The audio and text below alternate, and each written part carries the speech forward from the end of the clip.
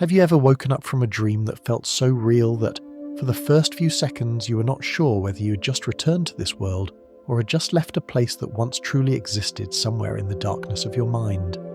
Welcome to Drift into Quiet Knowing. Tonight, we will slowly step into a question that is both gentle and strange. Are dreams a small doorway into another reality? Not so we can rush to believe that every dream is a supernatural world calling our name, and not so we can coldly dismiss them as nothing more than meaningless images flashing through the brain, but so we can listen to dreams in the very place where they are most mysterious, where science, memory, emotion, and the depth of the soul meet each other in silence. What makes dreams so unforgettable is not only that they are strange. What is even stranger is that while we are dreaming, we often believe in them. We believe in the road with no end. We believe in the house that never existed. We believe in the voice of someone who is no longer near us. We believe in another sky, another life, another version of ourselves, as if in that moment, the brain is not simply imagining, but building an entire inner reality with colour, sound, emotion, and meaning. On tonight's journey, you will understand why dreams can feel so real that the heart still trembles after we wake up. You will see how the brain quietly creates a world when the eyes have already closed. You will move through the deep layers of memory, identity, emotion, and consciousness, and come to realize that a dream may not be a physical doorway into another universe, but it is certainly a small doorway into another reality within you. Now let your body rest. Relax your shoulders, soften your breath, and do not feel the need to find the answer right away. Just stay with this question, gently and slowly. When we dream, are we only seeing images created by the brain, or are we stepping into a deeper region of consciousness where another world quietly opens its door in the night?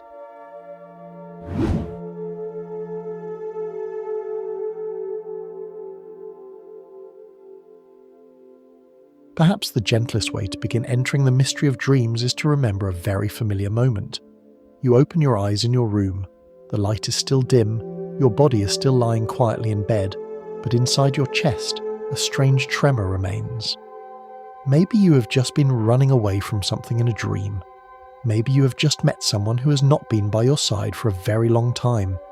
Maybe you have just lived inside an unfamiliar house, spoken with unfamiliar people, walked down a street that has never existed on any map. And yet when you wake up, the strange thing is that you do not feel as if you have just made it all up. You feel as if you have just left it, as if some place has just closed its door behind you, and for a few very brief seconds before reason fully returns, you're not sure which world is the one you truly belong to. That is exactly what makes dreams feel so deep. If a dream were only a chain of faint images, we could easily brush it aside. But many dreams do not arrive like a flat picture. They arrive like a space. Inside them, there is distance, light, sound, a feeling of time, faces, fear, expectation, and an entire self standing in the middle of it all. When you dream that you're walking down a long hallway, you do not only see that hallway, you feel yourself walking inside it. When you dream that a loved one who has passed away smiles at you, you do not only see a face, you feel their presence. When you dream that you have returned to a childhood home, even if that house has changed, twisted, or blended with a completely different place, you can still sense the scent of memory, the softness of the light, and the quiet familiarity lying underneath every illogical detail. It is this feeling of I am there that makes a dream feel more like a small doorway than a passing thought. Modern science shows that most vivid dreams often occur during rapid eye movement sleep, a stage when the brain is highly active in a very particular way, while the body is kept in an almost motionless state so that we do not physically act out our dreams with our arms and legs.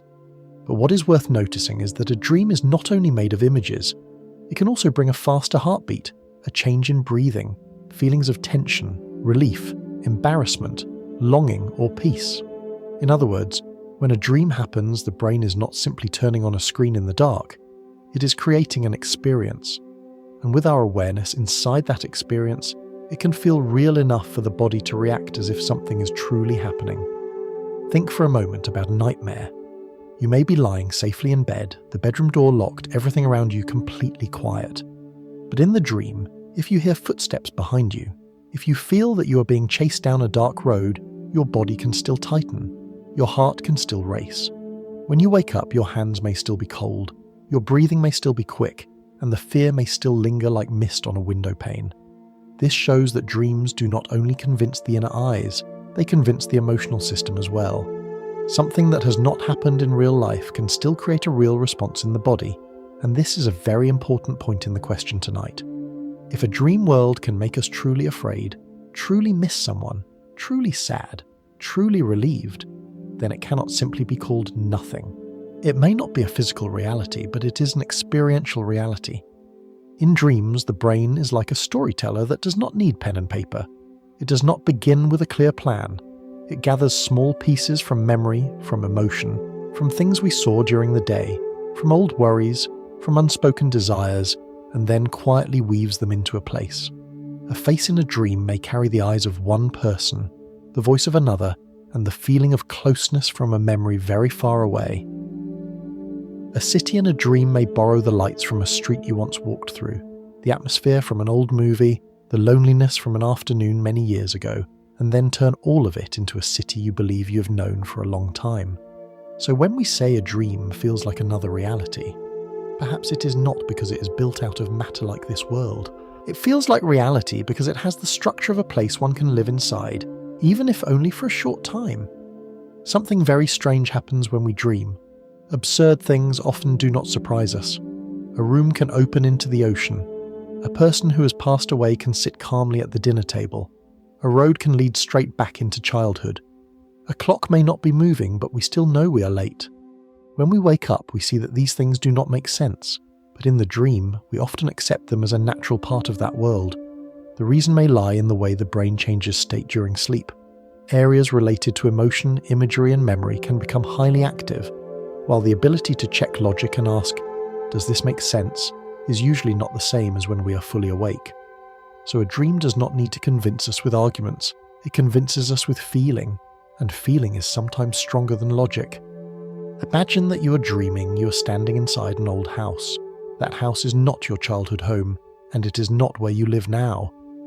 But in the dream, you know the way from the living room to the kitchen. You know the wooden staircase will creak softly on the third step. You know that behind the door at the end of the hallway, there is a very quiet room where the afternoon light falls across the floor like a thin piece of cloth. No one tells you this. You just know. When you wake up, you cannot draw the map of the house. You forget the colour of the walls, the shape of the windows, even the reason you went there. But you remember the feeling of belonging. You remember it as if that place had once been your home in another life. This is the kind of feeling that makes dreams mysterious, because some dreams do not leave behind clear information, but they leave behind a very deep feeling. And sometimes, that feeling lasts longer than the image itself. If we look closely, we can see that a dream is not only something that happens in the head, it happens to a dreaming person. In every vivid dream, there is usually a centre of experience. Someone is looking, running, waiting, fearing, remembering, searching for the way home. That person is usually you, but not always exactly the same you as when you are awake. Sometimes you're younger, sometimes you're living in a different situation, sometimes you have a different responsibility, a different house, a different relationship, a different sadness. The self inside a dream is softer than the daytime self. It can change shape according to the story, but even as it changes, it still creates a very real feeling that this is me, and I am inside this, side. That self is what makes a dream feel like a reality lived from within, not a movie watched from the outside.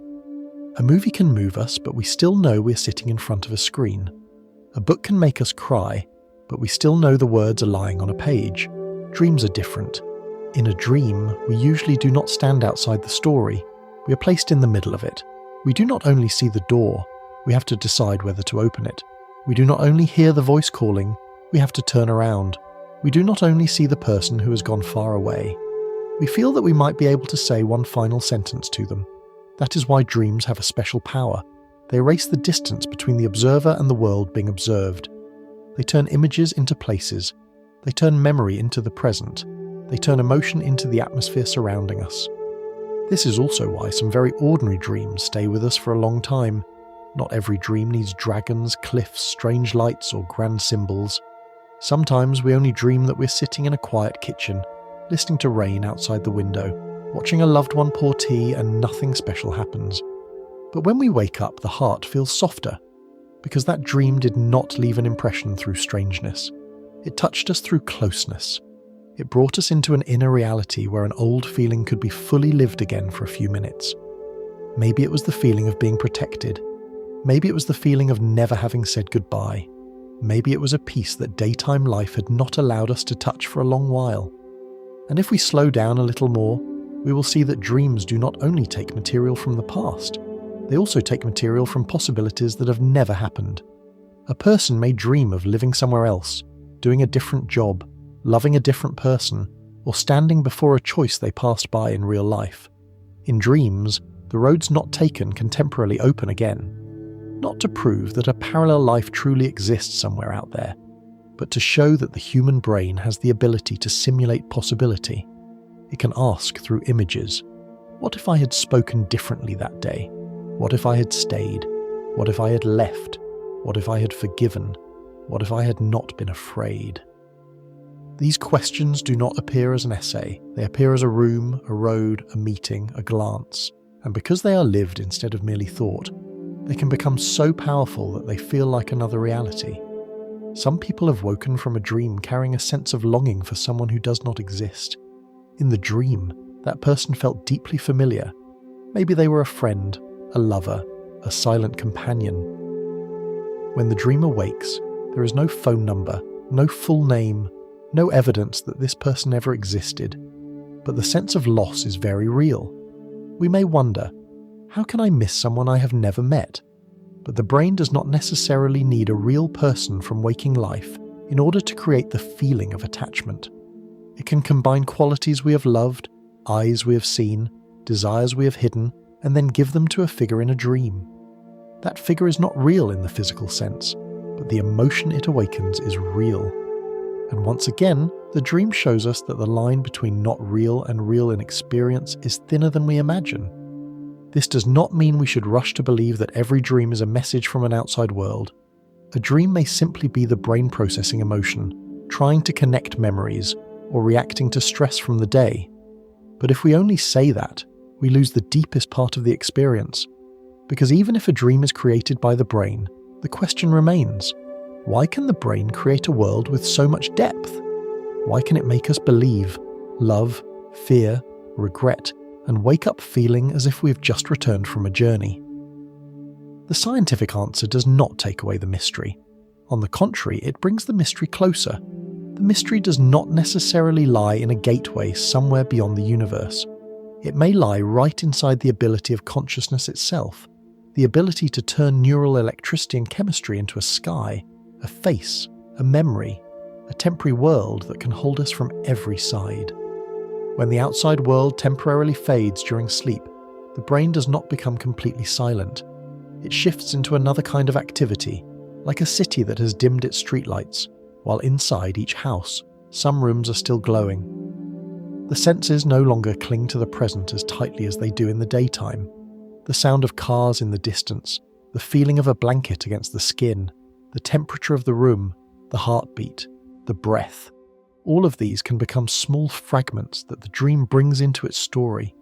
A real sound from waking life can become a bell in a dream. A feeling of cold can become a scene of walking through snow. A light pressure on the body can become the feeling of being held back. Dreams are not completely sealed off from the outside world, but they translate that world into their own language. And that language does not speak through accuracy, it speaks through symbols. For example, a person sleeps in a room where light rain is falling. In the dream, they do not hear the rain as it is in waking life. They see themselves standing by the ocean as evening comes down. The waves move very slowly, the sky is silver grey, and there is a distant feeling they cannot name. The real rain has entered the dream, but it has not kept its original shape. It has become the ocean, the sky, the feeling. This is one of the things that makes dreams feel like another reality. They have their own rules. They do not copy the world, they recreate the world. A dream receives a small signal and turns it into a living scene. It receives a vague emotion and turns it into a road. It receives a wordless longing and turns it into someone standing and waiting in soft light. In waking life, we often believe we are seeing the world exactly as it is. But in truth, even when we are awake, the brain is always helping build our experience. Light enters the eyes, sound enters the ears, sensation moves through the skin, and then the brain processes, compares, predicts, names, and gives meaning. We do not only see a chair, we recognize it as a chair because the brain connects shape, memory, function, and context. We do not only hear a voice, we recognize it as the voice of someone we know because the brain links the sound to memory and emotion. When we dream, this process of construction does not disappear. It simply loses the firm anchor of the outside world. And when that anchor loosens, the brain begins to drift across its own inner ocean. From there, an inner reality is built, without needing real light, a real room, or a real road, and yet it can still create the feeling of presence. So when an extremely real dream leaves you confused, perhaps what confuses you is not only the dream itself. What confuses you is that the dream has revealed a quiet truth. The human sense of reality depends greatly on the way consciousness is organized. When consciousness is organized in a daytime way, we call it being awake. When consciousness is organized in a nighttime way, we call it dreaming. But in both cases, experience needs a world built by the brain. The difference is that during the day, that world is constantly checked by outside data. At night, that world is nourished more by inside data. This is why dreams are not simple proof of another reality out there, but they are deep proof that the mind can create a form of reality strong enough for us to live inside it, even if only in the darkness of sleep. Some people who have lost a loved one have said that they met that person again in a dream. The dream may be very simple. No magical light, no glowing gateway, no grand prophecy. Just a quiet room. The person who has passed away is sitting there, healthier, calmer, looking at them with a gaze they still remember after waking. Science cannot use a dream like that to prove that the dead truly returned from another world. But science also does not deny that emotional memory of a person can be stored very deeply in the brain and in the body. When we dream, that memory can return not like an old photograph, but like a meeting that is happening now. So the dreamer wakes up knowing they have dreamed, and yet feeling as if they have just touched something very real. This is where science and the sacredness of experience can stand beside each other without needing to deny each other. A dream about someone who has passed away may be the activity of memory, but memory is not something cold. The memory of someone we love has a voice, a breath, habits, the scent of their clothes, the way they turn their head, the way they fall silent when they are sad. When those pieces are awakened by the brain in a dream, they can come together into a presence, and that presence can make us cry. Not because the dream has proven something beyond all doubt, but because inside us, love still has the power to take shape. It takes the shape of a face. It takes the shape of a meeting. It takes the shape of a place where we can say the words we never had time to say. If a dream is a door, then perhaps in moments like these, it does not open into a physical hallway between two worlds. It opens into an emotional hallway between the present and what is still alive inside the heart. There are also dreams that do not bring old people back, but take us to places that have never existed. A forest with very pale blue light, a library with no ceiling, an empty train station where every train travels to a different moment in life.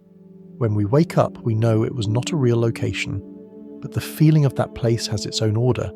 There is an entrance, there is depth, there is an atmosphere, there is something waiting.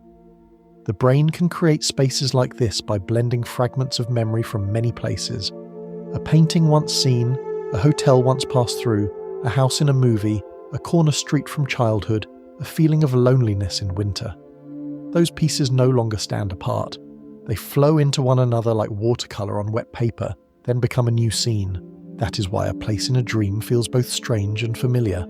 Strange because it has never existed.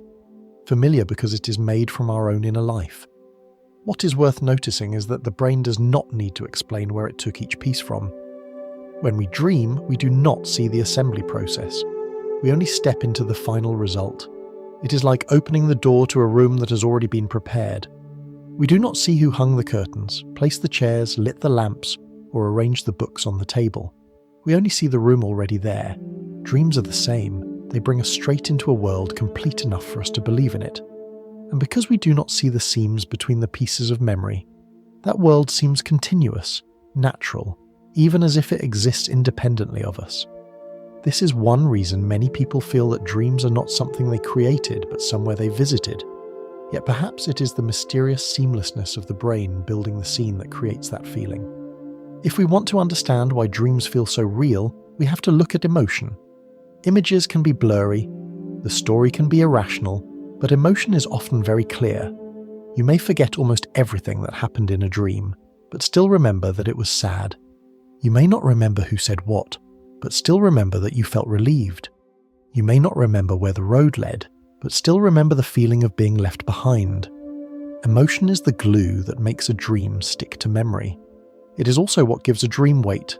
A scene in a dream does not need to be accurate like real life. It only needs to carry the right emotion the mind is trying to process, and when that emotion is strong enough, the dream becomes real in its own way. Imagine someone who has not returned to their hometown for many years. During the day, they think they have grown used to the distance. They work, answer messages, and move through ordinary days. But one night they dream they are standing on the old dirt road after the rain. The space in the dream is not completely accurate. The trees do not look the same. The house at the end of the road is larger than it used to be. The sky has a slightly strange colour. But under their feet is the feeling of soft mud. In the air is the smell of wet grass, and far away someone is calling their name. When they wake up, they know the dream was wrong in its details, but right in its longing. And sometimes, in dreams, being emotionally true matters more than being geographically true. This makes dreams feel like places of the soul, where maps are not drawn by distance but by what we still carry inside. A dream can become a small doorway because it allows us to step into a state that daytime life does not easily allow. During the day, we have to control ourselves. We have to seem okay. We have to speak correctly, act correctly, remember correctly, forget correctly. But at night, when waking consciousness recedes, deeper parts can speak through images. A fear can become a dark room. A desire to be comforted can become someone sitting beside us. A feeling of being lost can become a train station with no signs. A small hope can become light at the end of a hallway. These images do not need to be understood in a superstitious way. They can be understood as the symbolic language of the mind. And this symbolic language is sometimes richer than words, because it does not only tell us what is happening, it lets us feel it with the whole dreaming body. When someone wakes up and says, "That dream felt too real," they usually do not mean that every detail in the dream made sense. They mean the feeling of presence was too strong. They were there, they heard, they saw, they waited, they feared losing something, they were happy to meet someone again, they were sad when the door closed. The reality of a dream lies in that full participation. We do not only observe a world, we are touched by that world. And when something touches us deeply enough, it is hard to call it completely unreal, even though we still know it does not belong to the outside physical world. There is a gentler concept we can use. A dream is a temporary inner reality. It is not reality in the sense that it can be measured with a ruler, photographed with a camera, or entered together with another person. But it is reality in the sense that it can be experienced, remembered, felt, and sometimes can change our mood after we wake up. A person who dreams of being forgiven may wake up with a lighter heart. A person who dreams of being abandoned may wake up with an old pain rising again. A person who dreams of flying across a dark sky may wake up with a strange sense of freedom. These effects are not imaginary in the sense of being meaningless. They are real traces of an inner experience. And perhaps the older we grow, the more clearly we understand this. Life is not made only from external events. It is also made from what we carry in the heart. Unfinished conversations, names that occasionally return, old rooms, old scents, choices that have passed, people we love, people we have lost, versions of ourselves that we once were or might have become. Dreams take these things and give them a stage in the night. On that stage, the past can speak in the voice of the present. Longing can wear the shape of a person. Regret can become a train that has just left the station. And the mind, in the silence of sleep, can let us meet ourselves again under a different light. From a scientific point of view, this does not need to be seen as a supernatural miracle. The brain is an organ that creates models, meaning and connections. It is always trying to understand the world and to understand ourselves. During sleep, especially when dreams become vivid, The brain may continue processing memory and emotion in a non-linear way. It does not arrange everything like a file cabinet. It retells things like a story. And that story is not always accurate in terms of events, but it can be very accurate in terms of the state of the soul. So when a dream takes us to a house that has never existed, but makes us feel that we belong, it may be speaking about the need for safety. When a dream brings us to someone who is far away, it may be speaking about affection that has not gone to sleep. When a dream leads us through a small door in the dark, it may be speaking about the boundary between what we know and what we have not yet dared to look at inside ourselves. And this is where the question, is a dream a small doorway into another reality, becomes more subtle. If we understand another reality as a physical place outside the body, with its own sky, its own land, and something that can be proven like a new planet, then modern science does not yet have firm evidence to say so. But if we understand another reality as another state of experience, where consciousness is no longer bound by daytime logic, where memory and emotion become scenery, where the self can try living through other possibilities of itself, then dreams truly are a small doorway. They do not open with metal hinges. They open through sleep. They do not lead us out of the universe. They lead us into a quieter universe, the universe inside the mind. Perhaps that is why when a dream ends, we don't only wake up, we return. And that return is sometimes very gentle, sometimes very painful, and sometimes only a thin trace of feeling, like moonlight left behind on a wall. We sit up, look around the familiar room, hear ordinary life begin to come back, but inside there is still a little distance. One part of us knows we are here, another part is still standing in the old house, on the strange road, beside the person who disappeared when our eyes opened. That fragile distance between the two parts is what makes dreams feel sacred in their own quiet way. They remind us that human consciousness is not a simple room with only one door. It is more like a deep house, with many floors, many hallways, and many doors left slightly unlocked. And every night when we sleep, sometimes one small door opens, just enough for us to see that inside us there are still worlds that have not yet been named. So dreams can seem like another reality, not only because they are strange, but because they contain enough of the elements that create the feeling of being alive. Space, time, emotion, characters, memory, choice, and a self that is experiencing. A dream can turn a sound from real life into the ocean. It can turn longing into a face. It can turn something unsaid into a meeting. It can turn a nameless feeling into a room filled with soft light. The brain does not only play a movie for us to watch, it builds a world deep enough for us to step into. And while we are inside it, the dream is no longer a thought. It becomes the atmosphere around us. It becomes the place where we temporarily live. It becomes a small doorway that does not necessarily lead to an outside reality, but certainly leads to another reality within human consciousness.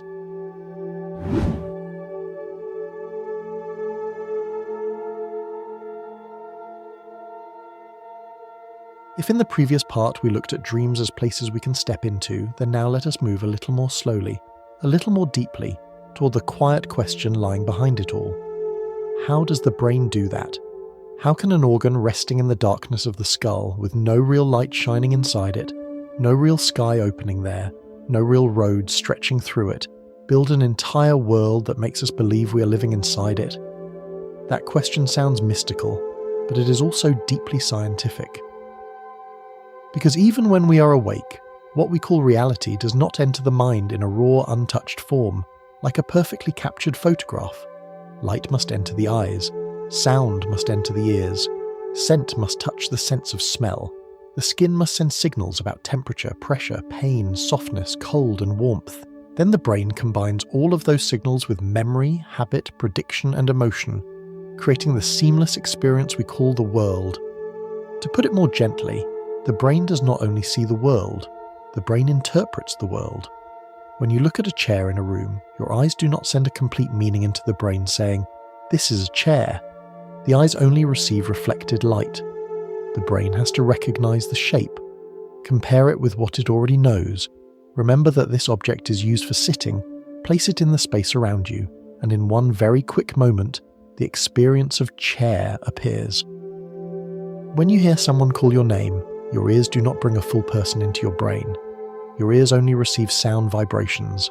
The brain recognizes the familiar voice, remembers the face, feels the emotions connected to that person, and suddenly the sound becomes a presence. Waking reality, then, is not only data from the outside, it is data made meaningful by the brain. This does not make the waking world false. It only shows that our experience is always a collaboration between the outside and the inside. The outside world provides signals, the brain provides interpretation. Without the brain, light is only energy. Without consciousness, sound is only vibration. Without memory, a familiar face may be nothing more than a collection of lines and shapes. We live in this world through the senses, but also through what the mind quietly adds: familiarity, alertness, love, expectation, worry, habit, and belief. During the day, because there are many stable signals from the environment, the brain's model of reality is usually adjusted continuously. If you imagine someone standing in the corner of the room, but when you look closely it's only a coat hanging on a chair, data from the eyes helps the brain correct its prediction. If you hear a noise and think it is a knock at the door, but then realize it's only a branch touching the window, the brain updates the world again. Being awake is a continuous process of checking and revising. But when we sleep, especially during vivid dreams, that anchor loosens. The eyes close, the body lies still. Signals from the outside world are no longer as strong and stable as they are during the day. The brain no longer has to keep attaching itself to the real room, the real bed, the real wall, the real clock. When the outside data grows quieter, the inner sources of data begin to have more space. Old memories can become material. Unsettled emotions can become colour. A small thought ignored during the day can become a plot. A real sound far away can be translated by the dream into footsteps, a bell, waves, or the sound of a door closing. The brain is still doing its familiar work, building a model of the world. The only difference is that now this model is built mostly from within. Imagine the brain as a storyteller sitting in a dark theatre. During the day, the doors of the theatre are wide open. The storyteller looks outside and sees trees, streets, faces, light, weather, and real objects. The story is told based on what is being seen, but at night the theatre doors close. Only a little outside light remains. The storyteller does not stop telling stories. The storyteller turns toward the storage room behind the stage, where old pieces of memory are kept, along with words that have not been forgotten, places once visited, fears that have not been named, and hopes that are still very small. Then, from that storage room, the storyteller builds another room, another sky, another journey. You, as the dreamer, do not see the storyteller arranging things. You only see that the curtain has opened, and you're already standing in the middle of the story. That is why dreams are not nothing. They are not an empty, meaningless gap between two awakenings. A dream is a model of reality created from within. In that model, the brain can still create space. You know that on the left there is a door, on the right there is a window, ahead there is a road, and behind you someone is coming closer. The brain can still create time. You feel that you are late, waiting, returning, moving through a long afternoon. The brain can still create characters. A person in a dream may have their own voice, their own way of walking, their own eyes, even though when you wake up you cannot find them anywhere in real life. The brain can still create a sense of self. You know that you are the one standing there, choosing, fearing, searching, remembering. When all of these elements come together, the dream takes the shape of a reality. Not an outside reality, but an experiential reality. This makes the question of dreams much deeper. Because if the brain can build a world in a dream, then our waking experience is not as simple as we often think. We still believe in the clear difference between waking and dreaming, and that difference is real. When we're awake, we can check things. Other people can see the same table, hear the same rain, and walk on the same road. The waking world has stability and sharedness, but the feeling of realness inside us still needs to be created by the brain. Reality is not only out there. Reality is also the way the brain turns signals into experience. Dreams gently shake that absolute certainty, not to make us confused, but to make us more humble before the mystery of consciousness. We begin to realize that the feeling of living in a world is a very delicate construction, happening silently every second. There is a very familiar example. Sometimes you wake up in the middle of the night, the room is dark, and for one brief moment, the chair in the corner looks like a person sitting there. Your heart pauses slightly. Just 1 second later, When your eyes adjust more fully to the darkness, you realize it is a coat. What just happened? There was no real person there, but the brain received an unclear signal, compared it with the possibility of danger, and quickly built a prediction. Someone is there. Then clearer data corrected that prediction. That tiny moment shows that even when we are awake, the brain does not only receive the world. The brain guesses the world, then checks it. In dreams, the checking process is weaker, and outside data is more limited, so inner predictions can become an entire realm without being corrected right away. A shadow does not only become a person for 1 second, it can become a long story. Now bring that into a dream. You're asleep, and in real life there may be only the faint sound of wind touching the window. But in the dream, that sound becomes a train moving into the distance. From the sound of the train, the brain creates a station. From the station, the brain creates the feeling of saying goodbye. From that feeling of goodbye, the brain calls back a friend you have not seen in a long time. From that friend, the dream opens into a conversation that never happened in real life.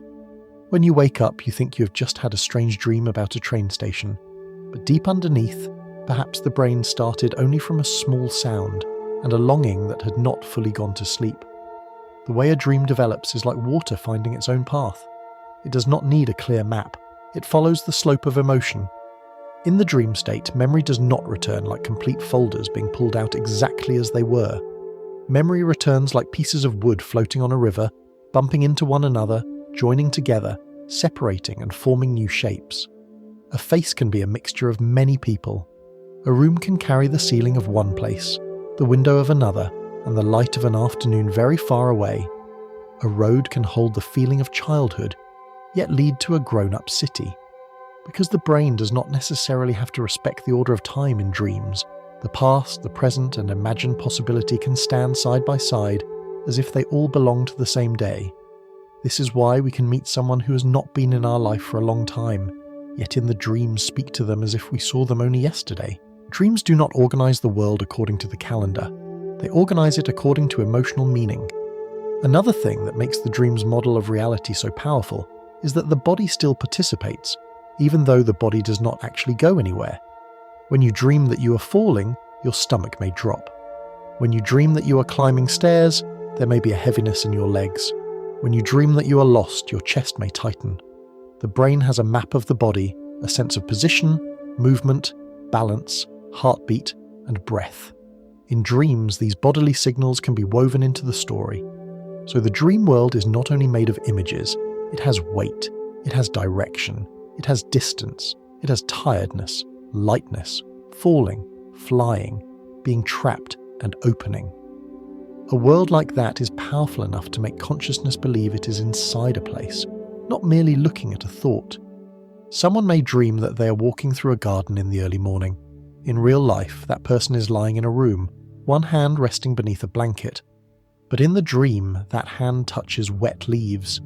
There does not have to be any real leaf touching the skin. The brain can build the sensation of touch from memories of coolness, softness, and dampness. The person hears birds even though the real room may be completely quiet. The brain can call back sound memories from many different mornings. The person sees sunlight passing through branches even though the real eyes are closed. The brain regions involved in processing images can help create the scene.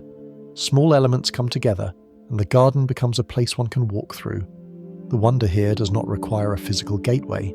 The wonder is that the brain can create the feeling of a garden from traces stored in the nervous system. But if a dream is a model created by the brain, why do we not realize in the dream that we are the ones creating it? Why do we not stand outside and say this is only a dream? The answer may lie in the fact that dream consciousness does not have the same kind of self-monitoring as waking consciousness. During the day, we usually have the ability to ask ourselves, what am I doing? Does this make sense? Is this true? When we dream, that ability is not always strong. We are pulled into the world being built. The dream does not give us a sign saying this is an inner model. It simply places us in the middle of the experience, and once we are in the middle of the experience, we react like someone living inside it. We run when we are being chased. We feel joy when we meet someone again. We feel embarrassed when we're seen. We feel lost when we cannot find the way home. We believe because that state of consciousness does not demand evidence in the same way the daytime mind does. This also explains why lucid dreams, in which the dreamer realizes they are dreaming, can feel so powerful. In that moment, one part of waking awareness seems to turn on a light inside the dream room. The dreamer can look around and know, this is a dream, but I am still seeing it, still standing inside it. Lucid dreaming shows us something beautiful. The realness of an experience does not immediately disappear just because we know it is being created. You can know you are dreaming, but the dream sky still has colour. The door still has shape. The road still stretches ahead. That makes our question even deeper. If we can know a world is built by the brain and still feel it, then the sense of reality does not depend only on belief. It also depends on the way the brain creates a sensory space for consciousness to enter. In everyday life, we can see a similar principle through imagination, but dreams are much stronger. If right now you imagine an apple, you may see it faintly in your mind, but you still know you are imagining it. The image is usually weaker and does not completely surround you. In a dream, however, the apple can be lying on a table in a kitchen, with the light reflecting on its skin, the smell of morning in the air, and the feeling that you are reaching out to pick it up. A dream does not only create an object, it creates a context for the object. It creates a world around the object. It creates the self that is encountering the object. So a dream is not like a single thought. It is more like an ecosystem of experience. Each detail is supported by other details, and together they tell consciousness, step inside, this place exists. This is why the question, is a dream a small doorway into another reality, should not be answered too quickly. If we answer yes, in the sense of a physical doorway, we go beyond the evidence we currently have. But if we answer no in a way that treats dreams as nothing more than waste from the brain, we ignore the depth of the experience. There is an answer in between, one that is calmer and more beautiful. A dream is a simulated reality created by the brain, but that simulation can be vivid enough for consciousness to temporarily live inside it. It does not prove that we leave the body and travel to another universe, but it does show that inside every human being there is an extraordinary ability, the ability to create a subjective universe, where emotion becomes weather, memory becomes landscape, and quiet predictions become destiny for a few minutes of deep sleep. Imagine an older man falling asleep in a chair after a quiet afternoon. Outside on the porch, dry leaves shift in the wind. In his dream, he does not see the porch. He sees himself walking down a road near his old school. Leaves are falling everywhere. There is the sound of the school bell at the end of the day. He looks down and sees that his hands are younger. He is not surprised. He simply keeps walking, as if that day had never ended. He meets an old friend standing beside the fence, a friend he lost touch with many decades ago. They do not say anything grand. They only walk beside each other for a few steps.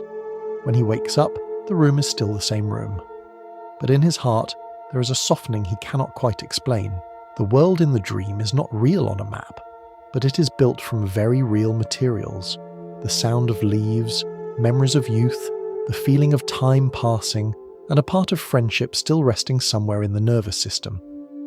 This is how the brain builds reality during sleep, not from nothing, but from the traces life has left behind. Another example can be very simple.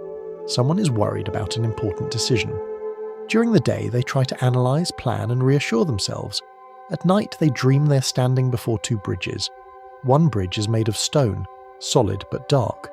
The other is made of wood, fragile but with light on the other side. In the dream, no one clearly says what the bridges symbolize, but when the dreamer wakes up, they still remember the feeling of hesitation. The dream does not give advice like a counselor. It builds an emotional model of choice. The two bridges are a visual form of two possibilities. The dream landscape is not an outside reality, but it reveals the inner structure of a problem. It allows the dreamer to feel what they are standing before, instead of only thinking about it in words. That is one of the strangest powers of dreams. They turn abstract things into places. The feeling of being trapped can become a room with no door. The feeling of losing control can become a car with no brakes. The feeling of hope can become a lamp on a hill. The feeling of being called back can become a bell in the distance. During the day we say, I am worried, I miss someone, I am afraid, I am not ready. At night the brain can turn those sentences into scenery. So the dream world is not only a world to look at, it is a world where emotion takes shape, And when emotion has a shape, consciousness can walk around it, touch it, run from it, or finally stand still and look at it. From a scientific point of view, we can say that the brain is a prediction system. It is always trying to guess what is happening so it can help us live, adapt, and respond. When outside data is clear, prediction is adjusted by the real world. When outside data decreases during sleep, inner predictions and memories can move more freely. But from the point of view of experience, we can say this with a softer image. During the day, consciousness walks through a garden with fences. At night, the fences open in the mist. The paths no longer follow the old map. One turn can lead back to childhood. One gate can open into longing. One lake can reflect a face we tried to forget. Not because the outside world has disappeared, but because the inner world has temporarily become wider. We should also remember that dreams are not always as clear as a movie. Some dreams are fragmented and blurry, leaving only a feeling behind. Some dreams dissolve very quickly after waking, like steam on glass. Some dreams are so vivid that we still remember them many years later. This shows that the model of reality in dreams has many levels. Sometimes the brain creates only loose fragments of thought. Sometimes it builds a nearly complete world. It is similar to daytime life. Sometimes we see everything clearly, and sometimes the mind is tired, making the world around us feel farther away. A state of consciousness is not a switch that is only on or off. It is more like light changing throughout the day, and dreams are one of the strangest lights of consciousness. When we think about this, we may feel a very quiet respect for our own brain. All day long, it helps us move through the world. It keeps us balanced as we walk. It recognizes the voices of loved ones. It tells the smell of coffee, apart from the smell of rain. It remembers the way home. It predicts the expression on someone's face. It keeps what matters and lets small things drift away. Then at night, when we think we have stepped away from all activity, it continues working silently. It arranges, tests, simulates, weaves things together again, sometimes soothing us, sometimes bringing up what we do not yet want to see. It does not need applause. It does not need stage lights. It simply keeps telling stories beneath closed eyelids. And in those stories, we find evidence that the mind is not only a place for thinking, the mind is also a place where worlds are made. Perhaps that is why many cultures throughout history have seen dreams as an in-between region, a place where human beings touch something deeper than ordinary daily life. Modern science does not have to agree with every ancient interpretation in order to recognize that this feeling has a real experiential foundation. When we dream, we truly enter a different state, not a world shared by everyone, but a very powerful subjective space.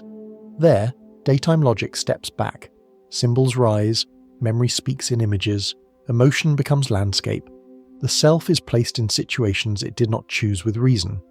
If we call that a door, then that door does not necessarily open outward. It opens into another layer of brain activity and consciousness. The important thing is not to lose balance. We do not need to turn dreams into certain proof of another universe in order to see that they are wondrous. And we do not need to turn every wondrous thing into something cold and meaningless in order to remain scientific. The truth may be this: the brain is part of nature, but nature, through the brain, can create experiences that feel almost mystical. A small electrical current between nerve cells can help create the feeling of a sky. A network of memories can create someone standing before us in a dream.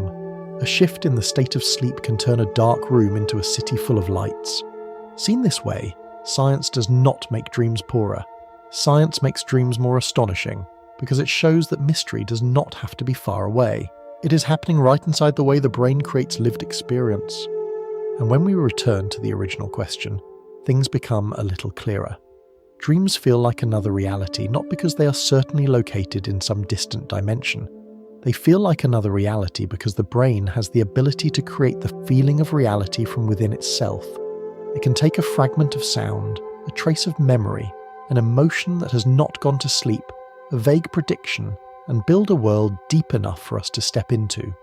While we sleep, the outside world does not disappear, but it no longer holds the center. The center moves inward, and at that center, a silent stage lights up. On that stage, we do not only watch the dream, we live in it. We move through it. We are touched by it. Then when we wake, we carry a small trace with us, like a little dust of light from a room whose door has just closed. Perhaps tonight, when you lie still and listen to your breathing slow down, you can think of the brain not as a cold machine, but as an ancient storyteller living in the dark. During the day, that storyteller helps you believe in the world through light, sound, and objects you can touch. At night, when everything grows quiet, the storyteller opens another book, a book not written in words, but in memory, prediction, emotion, and symbol. From that book, a road can appear, a room can light up, a face can turn back and look at you, a small door can open. And even if that door may not lead to another universe out there, it still leads to something very real. The deep ability of consciousness to create a world and then let us step into that world as if it had been waiting in the night all along.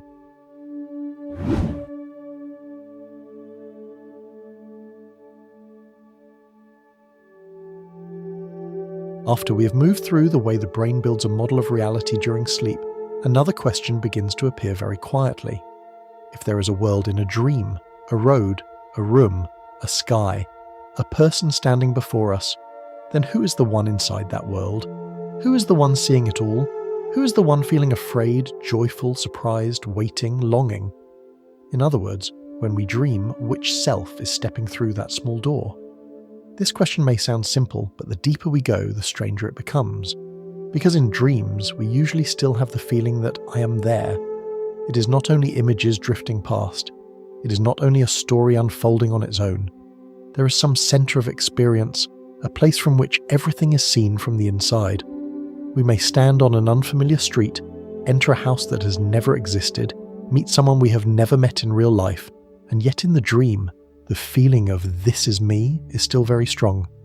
That self may be running, that self may be silent, that self may be searching for someone in a crowd, and even more strangely, that self may be very different from the person we know when we're awake. Sometimes in a dream you are yourself, but much younger. You return to your teenage years, sitting in an old classroom, anxious about a test that in real life ended decades ago. You do not ask yourself why you are there. You do not tell yourself that this makes no sense. You simply feel that nervousness as real, as if time has folded and placed you back at an old point in your life. Sometimes you dream that you're older, living in a different house, looking out at a different garden, carrying a calmness or a tiredness you have never had while awake. Sometimes you dream that you have another job, another family, another morning routine. And in the dream, none of these things need a clear biography. You accept them as part of yourself. This shows that the sense of self in dreams is not as hard as a statue. It is softer. It can change shape according to the world the brain is building. During the day, we often think we know very clearly who we are. We have a name, an age, a job, a past, relationships, things we like and do not like. We have stories we have told again and again about ourselves. I am this kind of person. I went through that. I would never do that. I chose this path. But during sleep, those outlines can loosen. The self does not disappear completely, but it is no longer held tightly by the daytime record. It can be recreated in another situation. It can be placed inside another story. It can try living another possibility without asking reason for permission. Imagine someone dreaming that they are living in a seaside town. In the dream, they wake up in a small room with white curtains. Outside the window, there are seagulls and a faint smell of salt in the wind. They know they have to go to work at a bookstore near the harbour. They know the neighbour on the left usually waters the plants in the morning. They know the stone road that leads down to the fish market. No one in the dream explains when that life began, but the person does not doubt it. They make coffee, put on a jacket, lock the door, walk down the familiar slope, and greet a bread seller as if greeting someone they have known for many years. Everything feels so ordinary it almost hurts. Then they wake up. The seaside room is gone. The bookstore is not real. The neighbour is not real. The slope is not real. But for the first few minutes, they still remember the rhythm of that life as if remembering a life that once truly belonged to them. A dream like that places us before a very deep mystery. Did that person step into another reality? Or did the brain build a temporary other self, a self complete enough to live in that town, even if only for a few minutes of sleep? Modern science would be cautious with the first answer. There is no firm evidence that such a life exists in another physical place. But the second answer is no less wondrous. because it shows that the brain does not only build scenery, it can also build our position within that scenery. It does not only create a town, it creates a person who feels that they belong to that town. And once that self is created, the dream world becomes much more believable. We could say that a dream is not only a model of the world, it is also a model of the self inside the world. A reality does not only need a sky, streets, and rooms. It needs someone experiencing that sky, those streets, and those rooms. Without someone experiencing it, a dream would only be scattered images. But because there is usually a self inside a dream, the dream becomes a place that can be lived in. We do not only see the ocean, we are the one standing before the ocean. We do not only see the door, we are the one hesitating before opening it. We do not only hear the voice calling, we are the one who feels that the voice is directed toward us. It is this feeling that all of this is happening to me that gives dreams the depth of a reality. The self in a dream can sometimes be even stranger. Sometimes we meet a complete stranger, but in the dream we know they are our close friend. We do not need a shared past, specific memories, or an introduction. There is simply a feeling of closeness already there. Sometimes we meet someone we know in real life, but in the dream they act like someone else and carry a different role. A mother can become a teacher, an old friend can become a guide, a neighbour can become a doctor, a gatekeeper, or a silent figure standing at the edge of the scene. The brain does not necessarily preserve their social identity. It uses them as forms to carry emotion and meaning, and the self, in the dream, accepts those roles because it is living under the laws of the dream world. Sometimes we dream that we are not quite ourselves. Some people say they have dreamed from another person's point of view, or felt that they were a very different version of themselves. There are dreams in which we see ourselves from the outside, as if watching a movie scene. There are dreams in which we are both the person inside the story and the one who somehow knows the story is happening. In some dreams, the self is very clear. In others, the self is faint like mist. This shows that consciousness in dreams does not always keep a single shape. It can shift its point of view. Sometimes it is behind the eyes of the main character. Sometimes it floats like an observer. Sometimes it is only a very light feeling of presence, with no name, no age, no record, and yet it still knows that something is being experienced. Seen this way, the question "who am I?" is no longer simple. During the day, we usually connect the self with continuous memory. We remember what we did yesterday, what we went through last year, where we were in childhood. That continuity helps us feel that we are the same person over time, but in dreams, daytime memory can be reduced, changed, or replaced by a new context. We may not remember that we have a real life out there. We may not remember that this house is not our house. We may not remember that the person speaking to us passed away many years ago. The dream self does not need all of our real memories in order to feel that it exists. It only needs enough memory and emotion to stand firmly inside the story that is unfolding. This is very important. It shows that the feeling of I does not always need a full biography. In dreams, the self can be made from more minimal elements: a point of view, a sensing body, a goal, an emotion, a relationship between the self and the surroundings. You're looking for the way home. You're avoiding something dangerous. You're waiting for someone. You're trying to say something. You're standing before a choice. That alone is enough for a self to appear. It does not need to remember your real house number, your real age, or what time you went to bed. It can still speak through feeling. I am here. This is happening to me. Perhaps that is why many dreams leave us with such a personal feeling, even when the content is no longer clear. We do not remember the story, but we remember who we were inside it. Maybe in that dream, we were the one left behind. Maybe we were the one being waited for. Maybe we were the one searching for a door. Maybe we were the one being forgiven. Maybe we were the one who did not get to say the final words in time. These roles can touch very deep parts of the self. During the day, we live with many soft masks: the worker, the caregiver, the strong one, the one who endures, the one who does not want to bother anyone. But in dreams, a deeper role can rise to the surface. It does not need to be beautiful. It does not need to be logical. It only needs to be true to some emotion inside. For example, someone who is always calm in real life, always able to take care of everyone, may dream that they are a child lost in a huge supermarket. In the dream, the white lights are too bright. The loudspeaker echoes from far away. The aisles are long and identical, and that person, in the form of a small child, cannot find any familiar hand to hold. When they wake up, the dream may seem strange, because in real life they are an adult, responsible and capable of taking care of themselves. But the self in the dream is not speaking about biological age, it is speaking about a feeling. Maybe somewhere inside they are tired from always having to be strong. Maybe a small part of them still wants to be guided, found, and called by name. The dream did not explain this. It turned that feeling into a small self standing in a vast space. Another person may dream that they are driving on a road at night, but the car has no headlights. They keep driving, keep trying to see into the darkness, still believing they have to reach somewhere, even though they do not know where that place is. When they wake up, they may realize they are going through an uncertain period in life. The self in the dream is not only a character driving a car, it is an image of the self in a psychological state, still moving, still carrying responsibility, but unable to see the road ahead clearly. A dream like this does not need to come from another reality beyond the universe.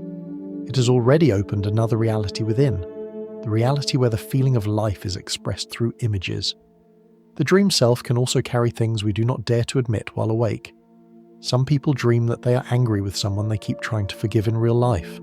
Some people dream that they leave a house they always say they are fine living in. Some people dream that they hold someone who has gone far away, even though during the day they tell themselves they have forgotten. These dreams are not necessarily commands to act. They are not necessarily prophecies, but they may be signs that there are parts of the mind still working, still feeling, still trying to be seen. The dream self is sometimes a messenger from the inner world. It walks through the door that the daytime self does not dare to open. And then there are dreams that let us meet another version of ourselves. Not necessarily like in science fiction movies, where there is a copy of us living in a parallel universe. It is more subtle than that. We may dream that we are living a slower life, in a small house, not chasing after anything. We may dream that we are braver, saying what needs to be said. We may dream that we are more vulnerable, crying in front of others without shame. We may dream that we chose a different path, and for a few minutes, we feel that life from the inside. Those versions are not necessarily proof of other physical realities, but they are proof that we contain more possibilities than the single story we tell about ourselves during the day. This is one of the deepest beauties of dreams. They do not only ask, "What is the world?" They ask, "Who are you when the world changes?" If you are no longer in the familiar house, no longer in the familiar job, no longer at the familiar age, no longer surrounded by familiar people behaving the way they usually do, then what remains of the feeling of I? In dreams, that question is not asked in philosophical language. It is asked through scenery. Suddenly, you're standing in a nameless town. Suddenly, you have a key in your hand. Suddenly, someone calls you by another name. Suddenly, you know you have to go somewhere, though you do not know why. Dreams place the self inside strange worlds to show that the self is not a block of stone. It is more like water. It flows according to the shape of the vessel created by the state of consciousness. But this does not make the self meaningless. On the contrary, it makes the self more alive. A piece of music can be played by many instruments and still keep a deep melody underneath. The self is like that.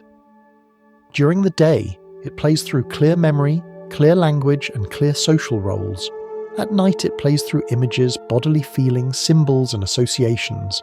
The melody does not completely disappear, but the tone changes. So when we dream that we are another version of ourselves, perhaps that is not a completely unfamiliar person. Perhaps it is another way this same stream of consciousness is expressing itself. Another side of the stone, appearing only when the nightlight falls across it. There are special dreams in which the dreamer realizes they are dreaming. When that happens, the dream self suddenly changes. Instead of being completely swept into the story, it gains another layer of awareness. I am inside a dream. That moment is like a small lamp being lit in a dark room. The scenery may still be there, the characters may still be there, the dream sky may still be there, but the dreamer knows that this world is being created from within. This is what makes lucid dreaming valuable to the study of consciousness. It shows that self-awareness is not always completely turned off during sleep. Sometimes it can return in part, enough for the dream self to see its own state. In ordinary life, we also have similar moments but in a gentler form. Sometimes while we're angry, we suddenly realize, I am angry. Sometimes while we're worried, we suddenly realize, my mind is running toward the future. That realization creates a small distance between the one experiencing and the experience itself. In a lucid dream, that distance appears between the dreamer and the dream world. The dreamer is still inside the dream, but is not completely swallowed by it. This shows that the self has many layers. There is the layer that lives inside the story. There is the layer that observes the story. There is the layer that realizes the story is being created, and during sleep these layers may appear or disappear depending on the state of the brain and consciousness. Still, most dreams are not lucid dreams. Most of the time, the dream self does not know it is dreaming. It believes in its role. It believes that the seaside town is home. It believes that the old test still matters. It believes that the person who passed away is sitting in front of it. It believes that the door at the end of the hallway needs to be opened. This is not because the dream self is foolish. It is simply operating in another kind of consciousness, where logical checking is weaker, while emotion and image have greater power. When the state of consciousness changes, the way the self understands the world also changes. During the day, we ask, is this real? At night, we often ask through action, what must I do in this world? That question is deeply human, because no matter which reality we are in, outside or inside, the self usually searches for a direction. In dreams, we rarely stand still like a camera. We usually want something. We want to escape. We want to meet someone. We want to find the way. We want to hide something. We want to go home. We want to understand why we are here. The dream self has a goal, even if that goal is vague. This movement towards something is what makes it feel like a living subject. A dream world does not only surround the self, it demands that the self respond. And through that response we can see deeper motivations of the mind. Let us return to the image of the seaside town. The dreamer wakes up in a strange yet familiar room. They go down to the bookstore. On the counter there is an unopened book. The old owner of the shop says a visitor has been waiting since morning. The dreamer walks to the back of the store and sees someone standing under the awning, with their back turned toward the ocean. That person may be someone they know in real life, or only an unclear face. But in the dreamer knows they need to say something to that person. With just a moment like that, the town is no longer just a background. It becomes a place where the self has unfinished business. When the dreamer wakes up, all the details fade, but the feeling of I missed a conversation remains. Perhaps that is why dreams stay with us, not because they are complete, but because they touch something unfinished in the self. Those unfinished things can be very small: an apology, a question, a choice, a longing, a fear that we have not lived in alignment with what is deepest in the heart. During the day, we may walk around them. At night, dreams build a road that takes us past them. Not always clearly, not always comfortably, but by placing the self in a vivid scene, dreams make the inner world something we can feel. If the dream self stands before a door and does not dare to open it, that may be an image of something we're not ready to face. If the dream self is lost but keeps searching for the way, that may be an image of inner endurance. If the dream self meets a stranger and feels great closeness, that may be an image of a part of ourselves that wants to be recognized. At this point, we can see that dreams are not only about another world, they are also about the person who enters that other world. Without the dream self, the question of the door would lose half of its meaning. A door matters only because someone is standing before it. Another reality becomes worth contemplating only because someone feels they are living inside it. And that person is not completely separate from us. That person is woven from us, from our memory, our body, our emotions, our questions. But that person is also not exactly the same as the daytime self.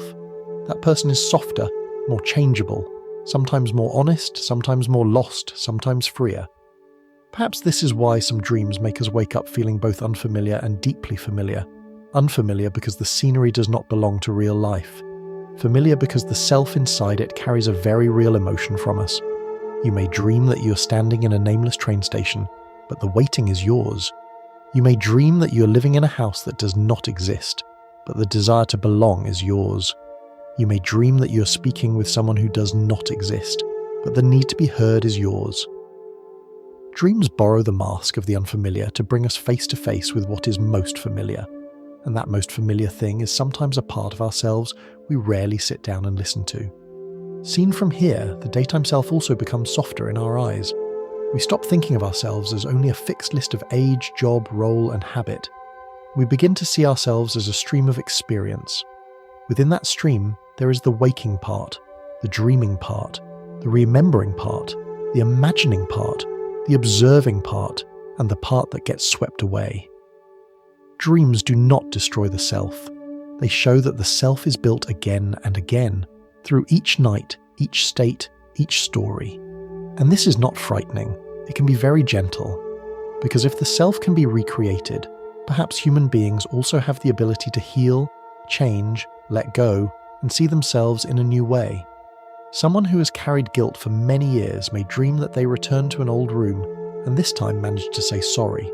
When they wake up, that apology does not change the external past, but it may change their inner relationship with the past. Someone who has felt weak may dream that they stand firm before a storm. When they wake up, the storm was not real, but the feeling of standing firm may remain. Someone who has not allowed themselves to rest for a long time may dream that they are lying in a wide field of grass with no one demanding anything from them. When they wake up, the field is gone, but the body may remember the feeling of being released. Dreams like these show that the dream self is not only a passive character, it can be a place where the mind tries out another way of being. Of course, not every dream has a deep meaning. Some dreams are only a strange mixture of fragments from the day. Some dreams appear because of stress, interrupted sleep, or discomfort in the body. We do not need to force every dream image into a great message, but we also should not ignore the possibility that some dreams touch the deeper structure of the self. Wisdom lies in the middle, not rushing into superstition and not coldly denying everything. We can listen to dreams the way we listen to a voice from a deep room in our own house. Not every voice is a prophecy. But sometimes there is one small sentence worth hearing. And now, after moving through the first 3 layers of this journey, we may feel the original question beginning to change shape. At first, we asked, are dreams a small doorway into another reality? Then we saw that dreams can feel real because they create a world around us. Then we saw that the brain has the ability to build a model of reality from within. And now we see that inside that model, there is always some self walking through it. Not the physical body leaving the bed, not necessarily a soul travelling across dimensions, but the sense of self, recreated by the brain and consciousness in the dark, entering a world the mind itself has built. But if dreams are only activity inside the brain, why do they sometimes touch us so deeply? Why do some dreams pass through and disappear, while others remain in memory for many years, like a letter sent from a very deep part of ourselves? Perhaps it is because the dream self is not completely unfamiliar. It carries things we have not fully lived through during the day. It enters emotional rooms we have not opened. It meets figures we have not truly said goodbye to. It tries roads we have not taken. And when it returns, even if only a few pieces of memory and a few traces of feeling remain, it still brings back a vague message from within. You are wider than the story you usually tell about yourself. If a dream is a door, then the one who steps through it is not exactly the body lying still in bed. The one who steps through is the sense of self, a softer, deeper, more changeable self. That self can become younger, grow older, love, fear, search, get lost, be comforted, or live inside a life that never happened. It does not prove with certainty that another physical reality is waiting out there, but it proves something quiet and no less wondrous. Inside human consciousness, there are many layers of self, and every night, when sleep opens the door, one of those layers may step out, move through a world built from memory, emotion, and symbol, then return with us before dawn rises.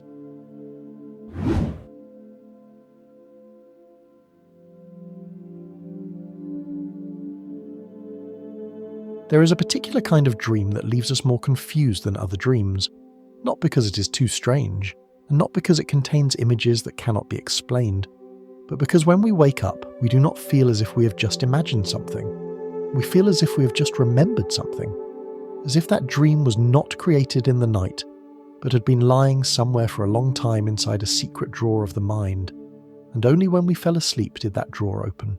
Some dreams come to us like a lost piece of memory, a road that is unfamiliar, yet somehow familiar. A face we have never met, yet it softens the heart.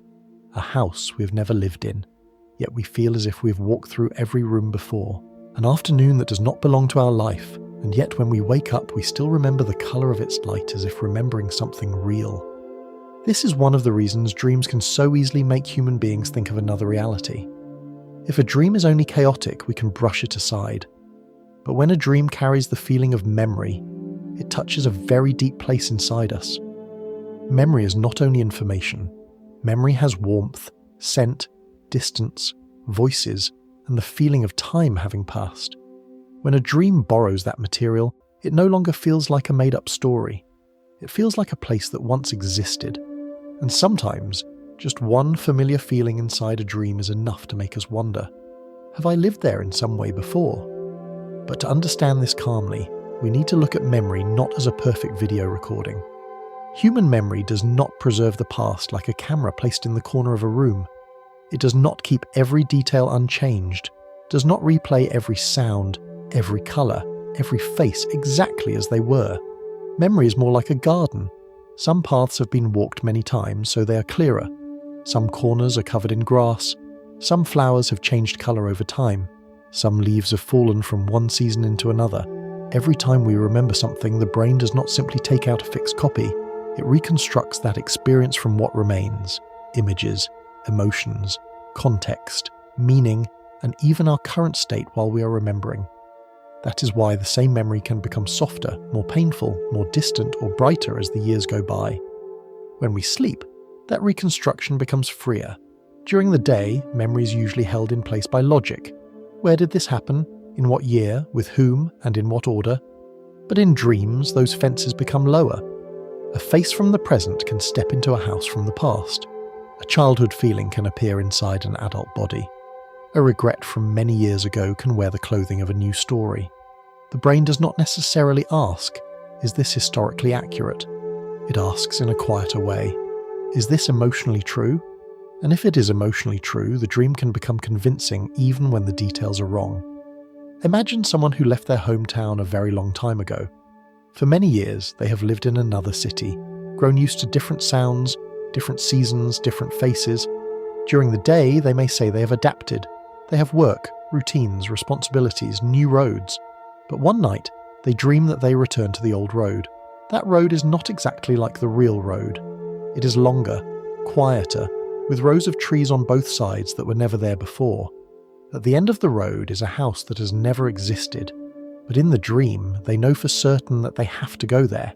They know where to turn. They know how the gate will creak when it opens. They know that in the yard there is a wooden chair placed beneath the shade of a tree. When they wake up, they understand that this place is not real on any map, but the feeling of returning is real. And sometimes, in dreams, the feeling of returning is stronger than any geographical proof. A dream like that is built from many layers. Maybe it takes the colour of the sky from the old hometown. It takes the quiet from some afternoon long ago. It takes the feeling of loneliness from present life. It takes the desire to belong from somewhere very deep in the heart. Then the brain joins them together into a road that does not exist, but that carries the exact weight of longing. This is not certain proof that the person has stepped into another reality, but it shows that dreams can create an emotional reality, where real fragments of life and possibilities that never happened can stand beside each other. The road in the dream is not real in the physical sense, but it is real in the sense that it speaks truthfully about what is alive in the soul. Sometimes dreams feel like memory because they use material from people we once loved. A person may dream that they meet an old lover in a small cafe they have never visited. In the dream, they do not talk about the past. They simply sit across from each other, while outside the window snow is falling or light rain or the yellow glow of a strange street.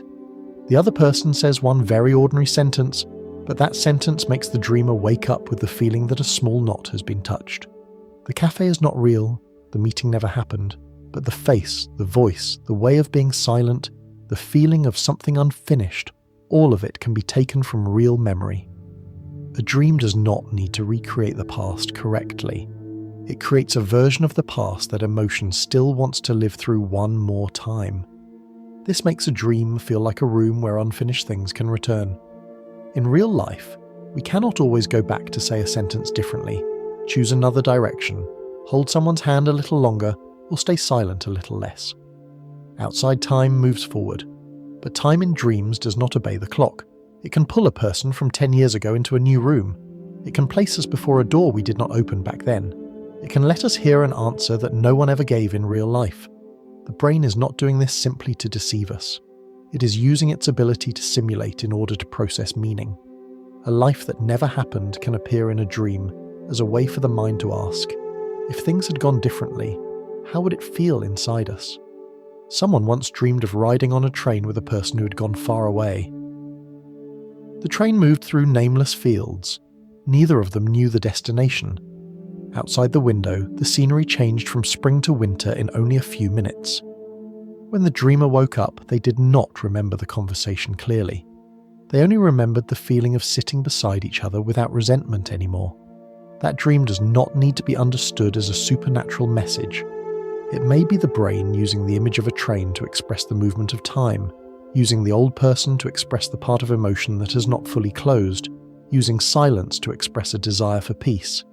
But because all of it appears as a scene being lived, it feels like a memory from another life. A life where separation had become softer.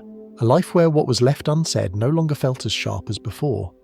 Memory and dreams can also blend with choices we once passed by. Every human life contains turns we did not take. A city we once wanted to move to. A letter we once wanted to send. A job we once wanted to try. A love we never confessed.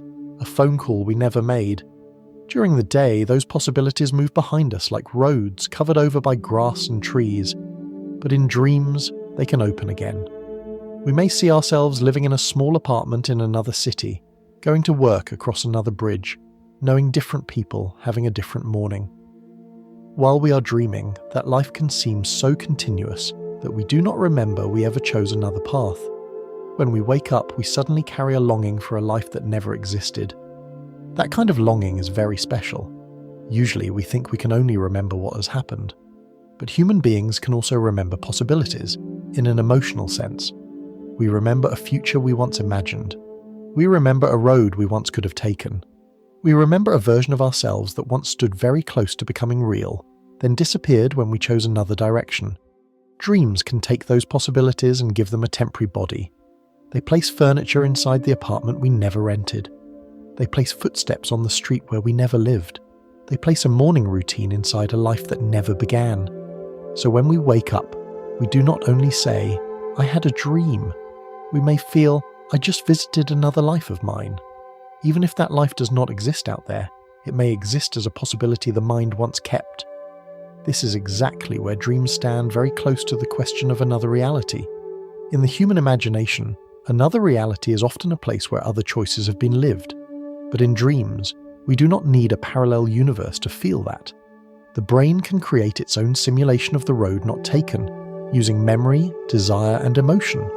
It does not prove that this road is existing somewhere out in space, but it does prove that inside us that road has not completely disappeared. It can still appear in the night, not as a theory, but as a kitchen filled with light, a train station with cold wind, a voice calling our name from behind. There is something deeply human here. We do not live only through what has happened. We also live with what almost happened. The times we almost spoke, almost left, almost stayed, almost started over. Those almost moments do not have an official record in life, but they do have shadows. And dreams are very good at seeing shadows. They do not ask what has proof in the outside world. They ask what still leaves energy inside. An unsaid sentence has energy. A choice that was passed by has energy. A longing that was pushed down has energy. During sleep, when daytime control softens, those energies can search for a shape. And when they find a shape, we call it a dream. The science of memory helps us understand this without taking away the mystery. When a memory is recalled, it can become more flexible, easier to update, more changeable. Memory is not a stone lying still in a box. It is more like soft wax, sometimes warmed by present emotion. If today we remember someone through sadness, the memory of them may carry a sadder colour. If we remember them with gratitude, the memory may become gentler. During sleep, the brain may continue processing those traces, connecting them with other experiences, highlighting the emotionally important parts. So a dream may not take us back to the exact past. It may take us into a past that the mind is reconstructing. This explains why some dreams feel very real, yet are not accurate. You may dream of a family gathering in the old house, but people from many different stages of your life appear there together. Someone who has passed away sits beside a child who is now grown. A friend from youth speaks to you at your current age. The dining table has food from childhood, but the window looks out onto the city where you live now. When you wake up, reason knows that scene could not have happened, but emotion says it is true in some way. It is true because all of those people, places and moments belong to one emotional map inside you. Dreams do not respect chronology. They respect connection. This may also be why places in dreams often feel both strange and familiar. The brain does not need to create everything from nothing. It uses pieces it already knows, then places them into a new structure. A staircase from an old house, the light from a hotel you once stayed in, the smell of wood from a grandparent's home, the feeling of waiting from a hospital, the quiet of a church, the sound of wind from a faraway trip. All of it can merge into a location that has never existed. While we are dreaming, that place seems to have a soul of its own.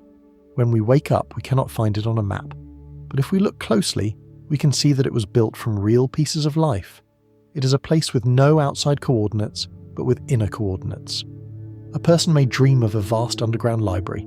In that library, each bookshelf carries the name of one year in their life. They pull out a book, but inside there are no words, only the smell of an old summer. They walk deeper and hear the laughter of a friend they have not seen in a long time.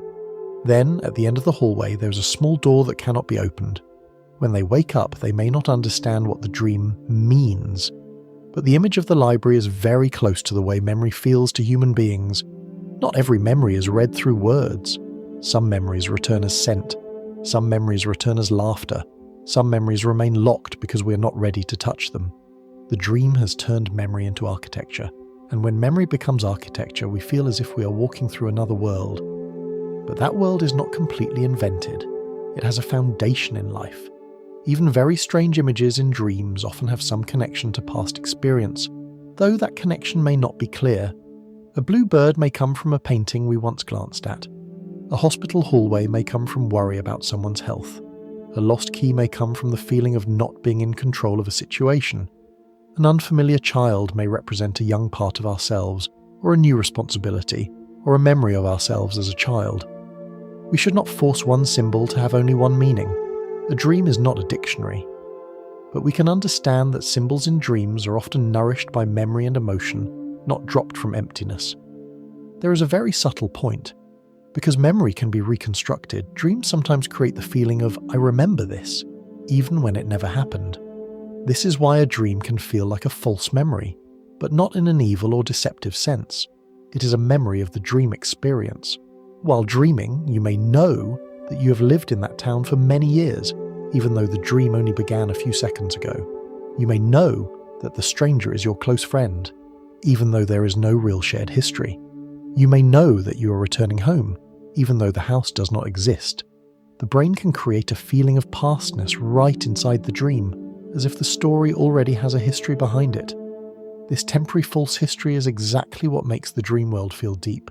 It does not only have a present, it has the feeling of having existed before the moment we realize we are there.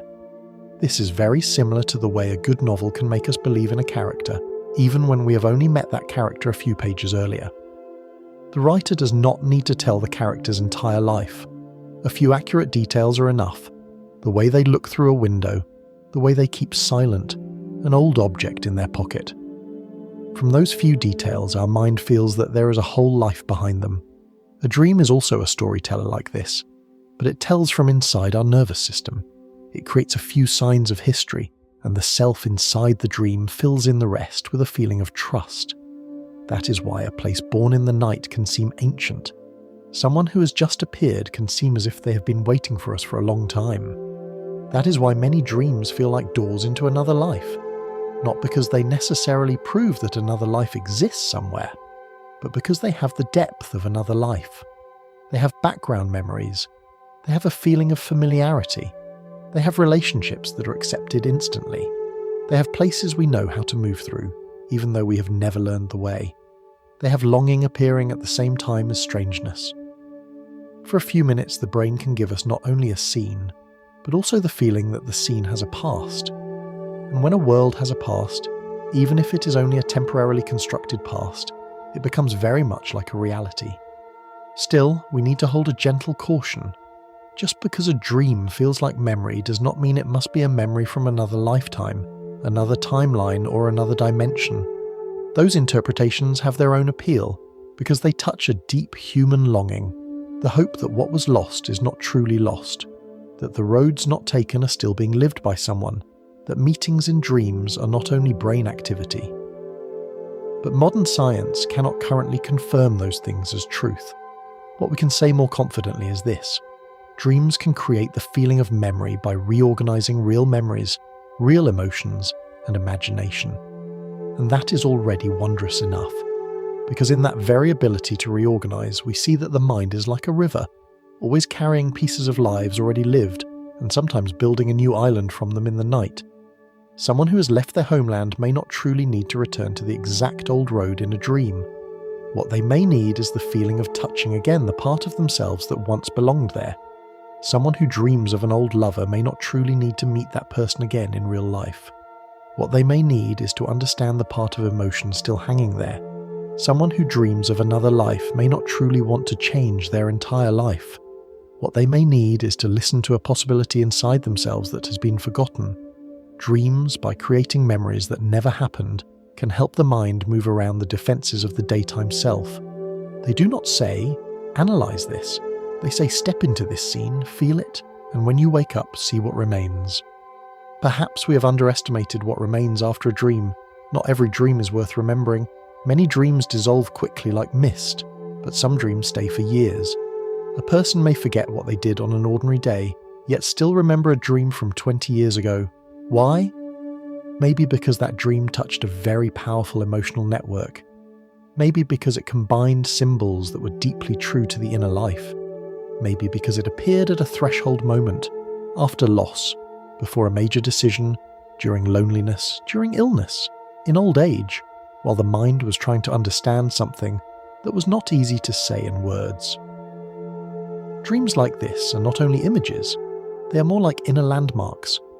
A person may always remember a dream in which they stood on a bridge covered in mist. On one side was a familiar city, on the other side was a field with no houses. No one appeared, no words were spoken. There was only the feeling that if they crossed over, their life would become lighter, but they would also leave behind a very old part of themselves. When they woke up, they did not know what the bridge meant, but years later, they still remembered it whenever life asked them to let go. Maybe the dream did not predict the future. Maybe it only created a symbol for a state of transition. But that symbol became an inner memory, an image the person could return to whenever life asked them to step across a new boundary. In this way, dreams do not only use memory, they can also become memory. This is a beautiful and strange circle. Memory nourishes dreams, and then dreams become new memories. A dream does not happen in the outside world, but after we wake, it becomes part of the life of the mind. We can tell it. We can be affected by it. Our mood can change because of it. We can look at a person, a place, or a choice differently because of it. This makes the boundary between imagination and memory more complex. We do not need to say that a dream is an event in the outside world, but once we have experienced it, it becomes an inner event, and inner events can also affect the way we live in the outer world. Think of someone who dreams that they return to a house that was sold long ago. In the dream, the house is empty, but on the kitchen table there is an old bowl. The person picks up the bowl and suddenly remembers all the meals that have passed, the people who once sat around the table, the laughter, the arguments, the winters. When they wake up, maybe the bowl in the dream does not look like any real bowl at all. But the dream has gathered the feeling of one stage of life. It has given the past an object to place in the hand. And simply by holding that object in the dreamer may feel that they have said goodbye to an old part of life. This is how dreams create inner ritual. No witnesses needed, no grand prayer is needed. Just one image at the right moment can help the soul rearrange itself. Perhaps that is why dreams often become powerful during periods of change. When we lose someone, when we move to a new home, when children grow up, when the body grows older, when a job ends, when an old role no longer fits. At those times, the self has to update its own story. Old memories need to be placed into a new position. Possibilities that were never lived need to be mourned or released. Things we do not yet understand need to find a shape. Dreams can support that process by building scenes where past and present meet. In those scenes, we do not only remember, we meet memory as if meeting a person. We do not only regret, we walk through regret as if walking through a room. We do not only think about another choice, we temporarily live the feeling of that choice in the soft world of night. And then, when we wake up, we return to the real room, the real bed, the real morning. But the dream has left a thin layer on the mind, like light still resting on the eyelids before the sun has risen. We may not understand everything. We do not need to understand everything right away. Some dreams do not need to be decoded like riddles. They need to be sat beside like a strange visitor carrying a letter from within. We can ask very gently, what memory of mine did this dream use? What emotion did it touch? What road did it let me try living? Who did it make me remember? What place did it make me remember? What version of myself did it make me remember? These questions do not turn dreams into superstition. They turn dreams into a conversation with the depth of consciousness. At this point, our answer becomes a little deeper again. Many dreams feel like doors into another life because they are not built from nothing.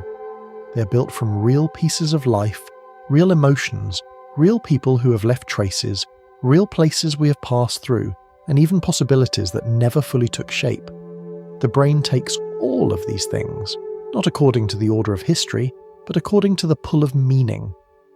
Then it builds a world that is both strange and familiar, a world that may not exist out there, but exists in the moment we experience it. A world that may not prove another physical reality, but still opens another inner reality, where the past, emotion, and the roads not taken are allowed to meet beneath the gentle light of sleep.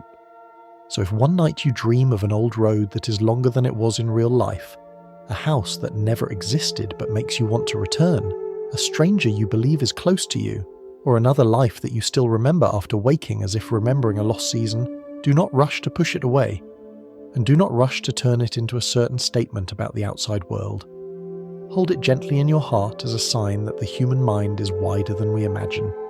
In the darkness of sleep, the brain can take what we have lived, what we have loved, what we have missed, and what we once could have become, and create a small door. Not necessarily so we can step into another universe, but so we can see that inside ourselves there are still regions of memory and possibility that have never completely disappeared.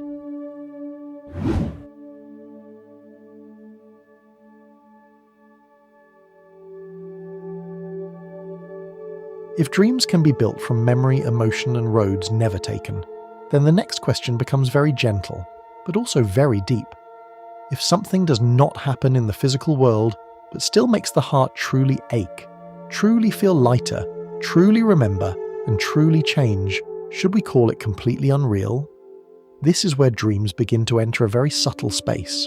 Not a space of rushed certainty, not a place where we firmly declare that every dream is a gateway into another world, but a place where we learn to distinguish between different kinds of real. There is the realness of matter, there is the realness of emotion, there is the realness of memory, there is the realness of meaning. And sometimes, a dream is not real in the way a table is real, but it is real in the way longing is real, an apology is real, and quiet forgiveness is real. When we wake up from a sad dream, that sadness is not fake. It can tighten the throat. It can make us sit still for a few minutes on the edge of the bed, not wanting to turn on the light right away. It can follow us into the morning, making a cup of tea taste more somber, making the sky outside the window seem farther away.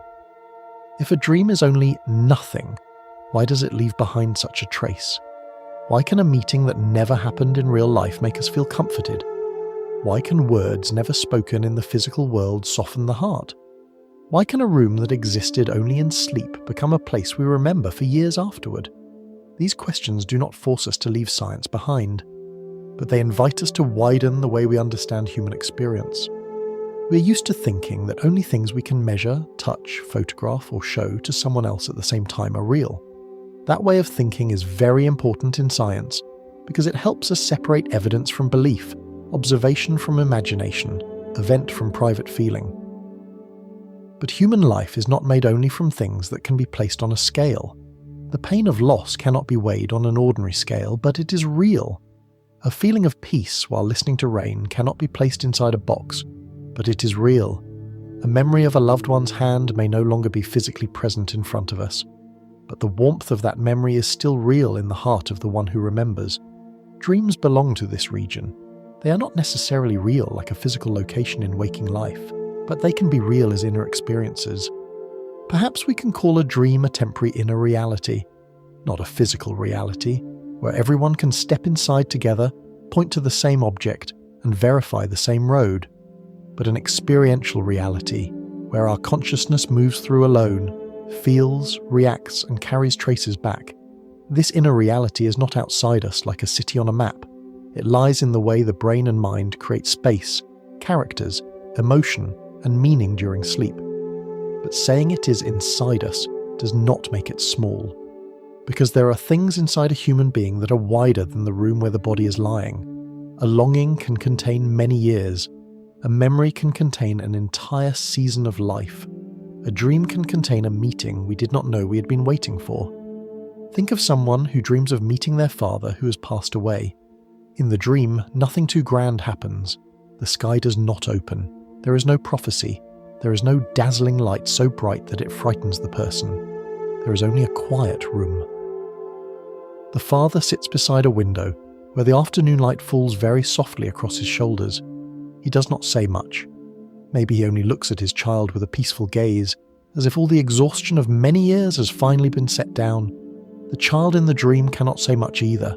Maybe they only stand there, hearing the wind gently touch the curtain, feeling something inside their chest begin to dissolve.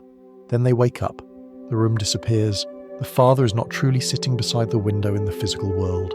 There is no proof they can give to another person and say, "This happened in real life." But the feeling of being lighter is real. The tears are real. The love that was awakened is real. A part of grief being held is real. A dream like that does not allow us to conclude with certainty that the father's soul has truly returned.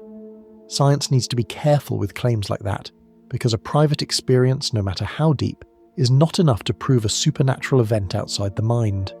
But if we only say that dream was not real, we make the truth of the heart poorer.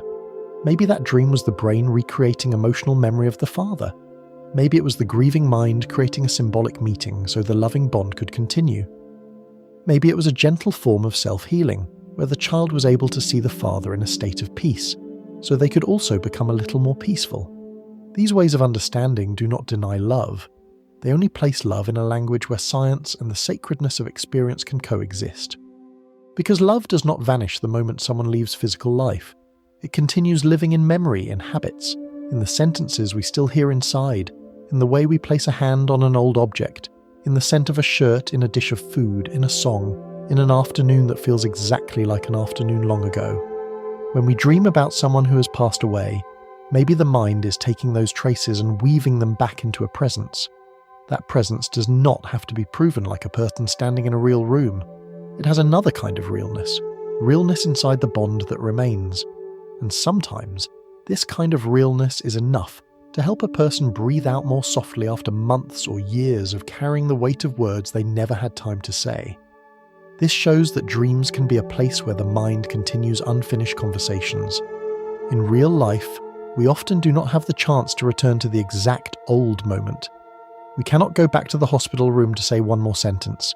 We cannot return to an afternoon that has already passed to hold someone a little longer. We cannot call someone who can no longer answer the phone. But in the inner reality of dreams, the mind can create a scene where emotion can be completed in a symbolic way. Someone who has passed away can sit quietly. Someone who hurt us can appear in a different role. A child inside us can be held by the hand. A door that once closed can open in silence. These things do not repair external history, but they can change the way we live with our inner history. Someone who has carried guilt for many years may dream that they are standing in an old kitchen where their mother is washing a glass under running water. In the dream, they want to apologize, but the words are caught in the throat. The mother turns around, not blaming them, only setting the glass down and wiping her hands with a familiar towel. She does not say that everything's all right. She only looks with the gaze the child has remembered their whole life. When they wake up, the past has not changed. What happened still happened. But the feeling of being condemned inside may soften. Perhaps the dream did not bring the real mother back, but it brought the image of the mother, the memory of her, the love for her, and the need to be forgiven into the same room. In that room, the mind can do something the daytime mind cannot do. Let grief be touched by compassion. This is where dreams speak through symbols instead of clear language. During the day we may say, "I miss my father. I regret it. I am afraid. I want to be forgiven." But at night, the mind does not necessarily use those sentences. It uses an empty chair, a window filled with light, a road leading back to an old house, someone standing on the other side of a river, a meal that has not yet been cleared away, a door left slightly unlocked. These images are not fixed codes, and each image does not have only one meaning, but they can carry emotions that daytime words cannot fully hold. Sometimes we do not need a definition. We need a scene so the heart can understand what it has known for a long time. There is a deep difference between explaining a dream and listening to a dream. Explaining too quickly can make the dream become rigid. We see a door and immediately say the door means this. We see water and say water means that. But dreams are often more subtle than a dictionary of symbols. The same river can be fear for one person, cleansing for another, and a childhood memory for someone else. What matters is not only the image that appears, but the feeling it carries. In inner reality, emotion is the light that shines on everything. A room can feel warm or cold not because of the colour of the walls, but because of what we feel while standing there. A person can feel like a stranger or a loved one not because of the face, but because of the vibration that appears when they look at us. If we understand it this way, we can face dreams with a very gentle attitude, not rushing to believe everything, and not rushing to deny everything. We can say, this dream does not prove another world in the physical sense, but it tells me something real about the inner world. Maybe it tells us that we still remember. Maybe it tells us that we have not let go. Maybe it tells us that we need rest. Maybe it tells us that a part of us wants to be forgiven. Maybe it tells us that we are still searching for a feeling of belonging. These truths are not the truths of astronomy or physics. They are truths of inner life, and inner life is also a very real part of being human. Some dreams help people let go, not by erasing memory, but by placing memory into a shape that is easier to bear. Someone who was afraid to return to a painful place may dream that the place is filled with morning light.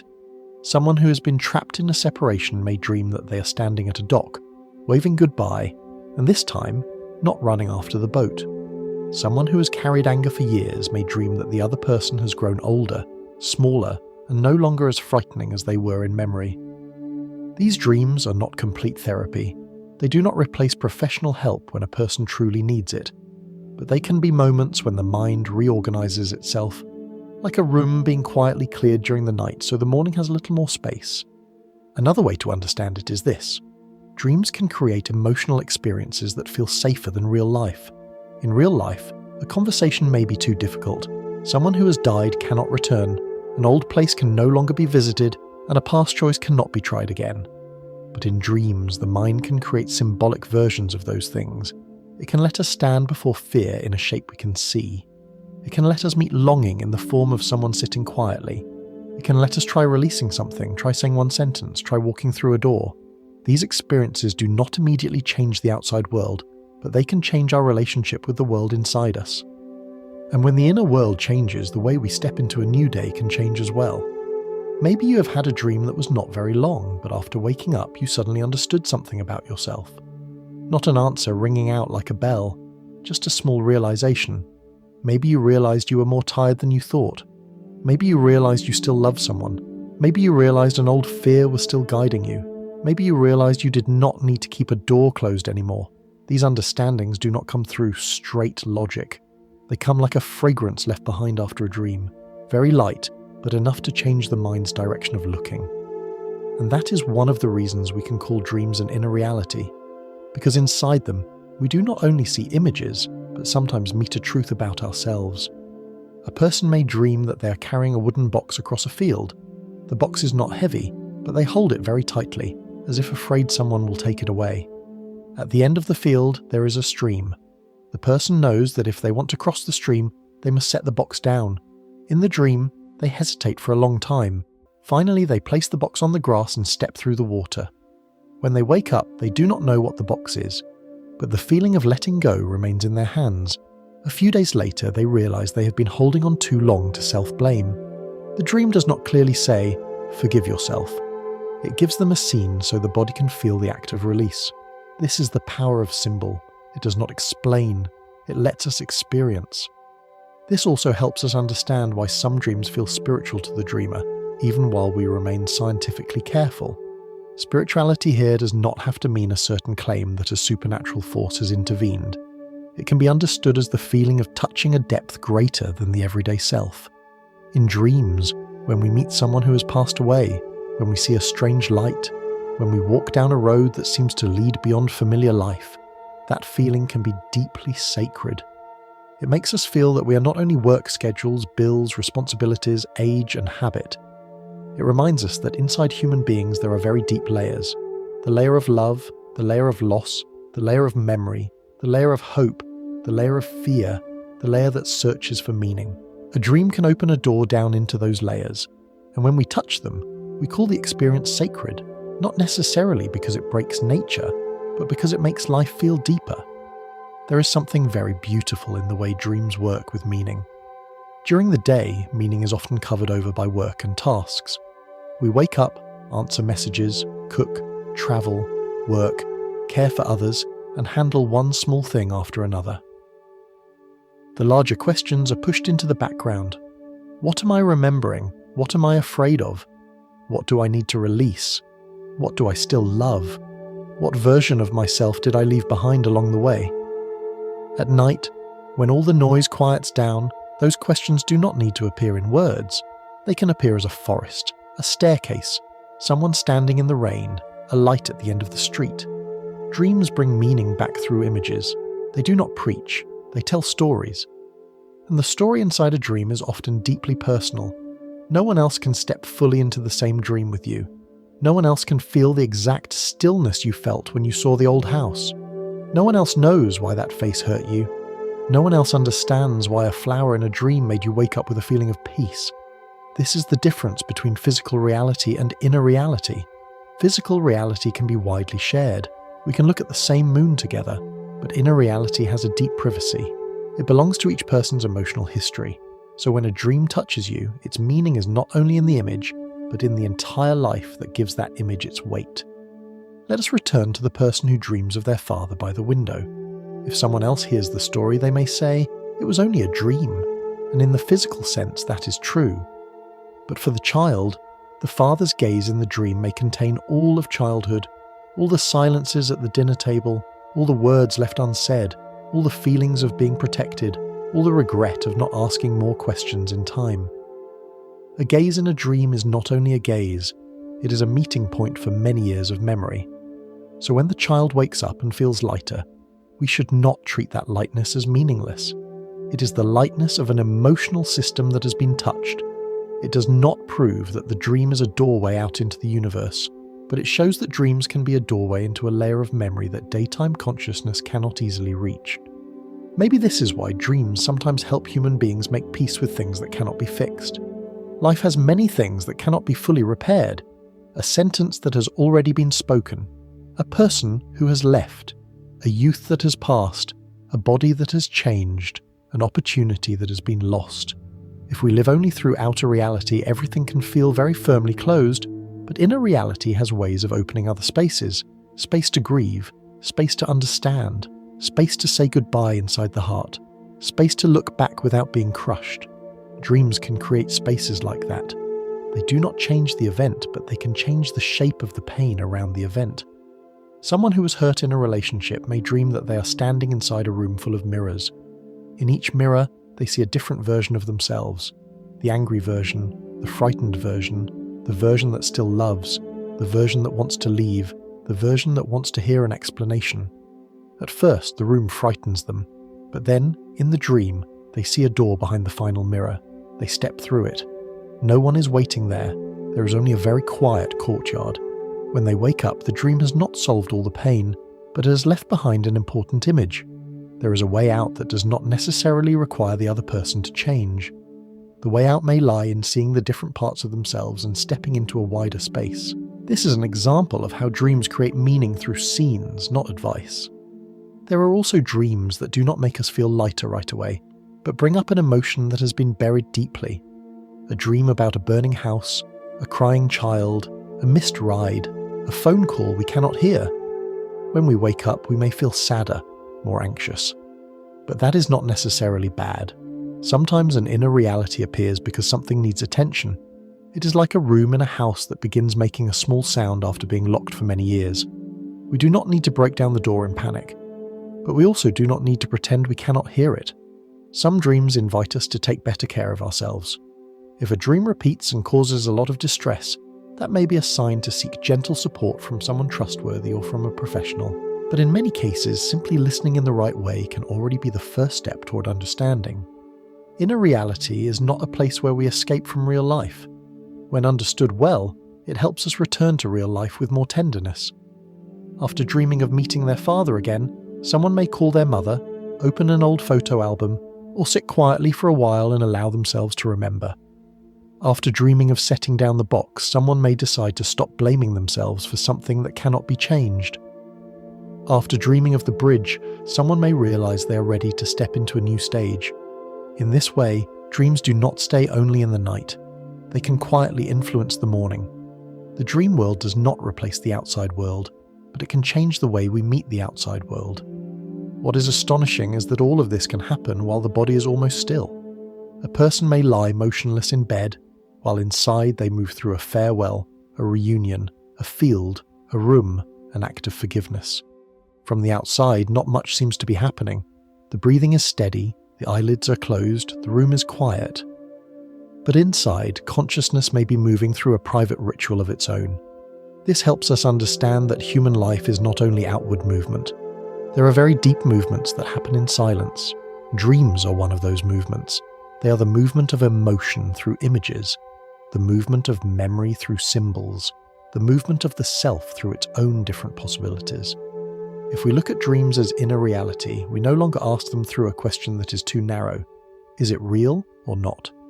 We ask more subtly, in what way is it real? Is it real as a physical event?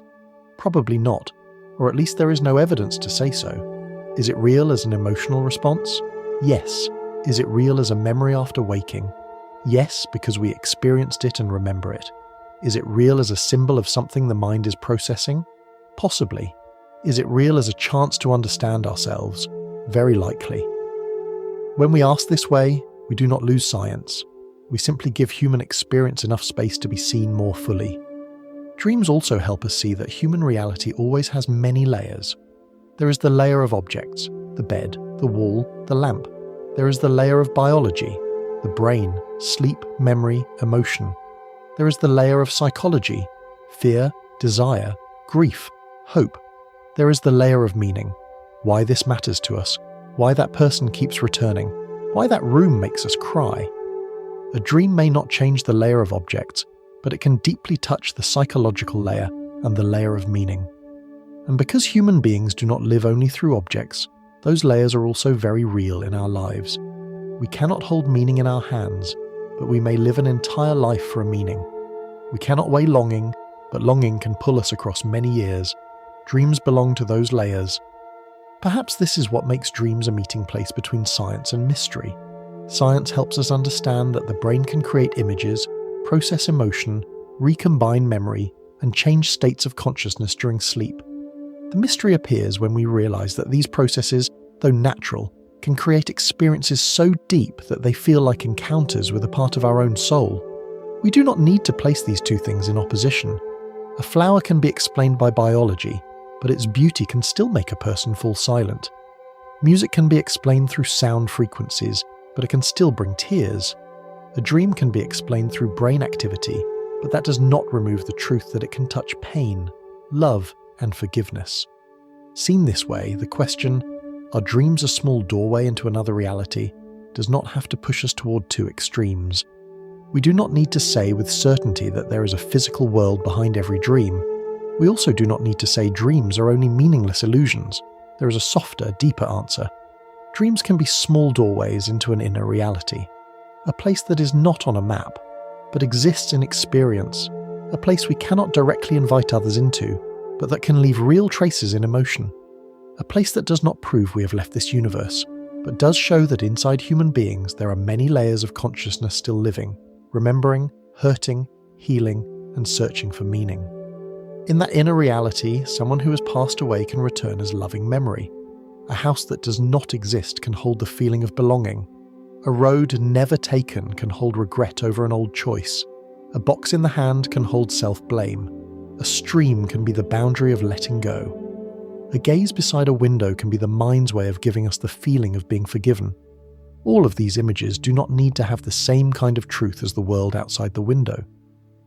They have the truth of dreams, the truth of what is felt from within. And sometimes, what is felt from within is what changes a person the most. Perhaps tonight, if a dream comes to us, we can welcome it with more peace. We do not need to fear it. We do not need to decode it immediately. We do not need to turn it into a prophecy. And we do not need to dismiss it as waste from the mind.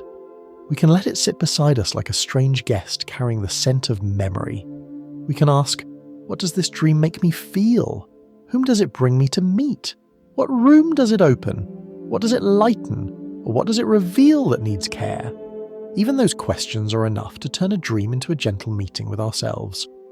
And if one day you wake up after dreaming of someone you loved who has passed away, seeing them sitting quietly in the light, not saying much, only looking at you with a peace that real life no longer allows, hold that moment gently. Do not rush to force it to prove anything. Do not rush to let anyone else make it smaller. Maybe it did not open into another physical world, but it opened into another deep region of the soul, where love still knows how to find a shape, where memory still knows how to speak through a gaze, where grief can be set down for a few very quiet seconds. And sometimes, a few seconds like that are enough to help a person feel not completely alone in the dark. So yes, dreams can be small doors. Not necessarily doors leading out into the universe. Not necessarily doors opening into a dimension science cannot yet measure, but doors leading inward into the deep layers of consciousness where emotion and memory live in a very different language. There, what is real is not only matter. What is real is also what we feel, what we remember, what we need to release, what we still love, and what is quietly finding its way back to peace. In dreams, the outside world temporarily recedes, but an inner world can open very wide. And perhaps, inside that world, we come to understand that human reality does not exist only where the eyes open, but also where the heart is touched, even while the eyes are closed.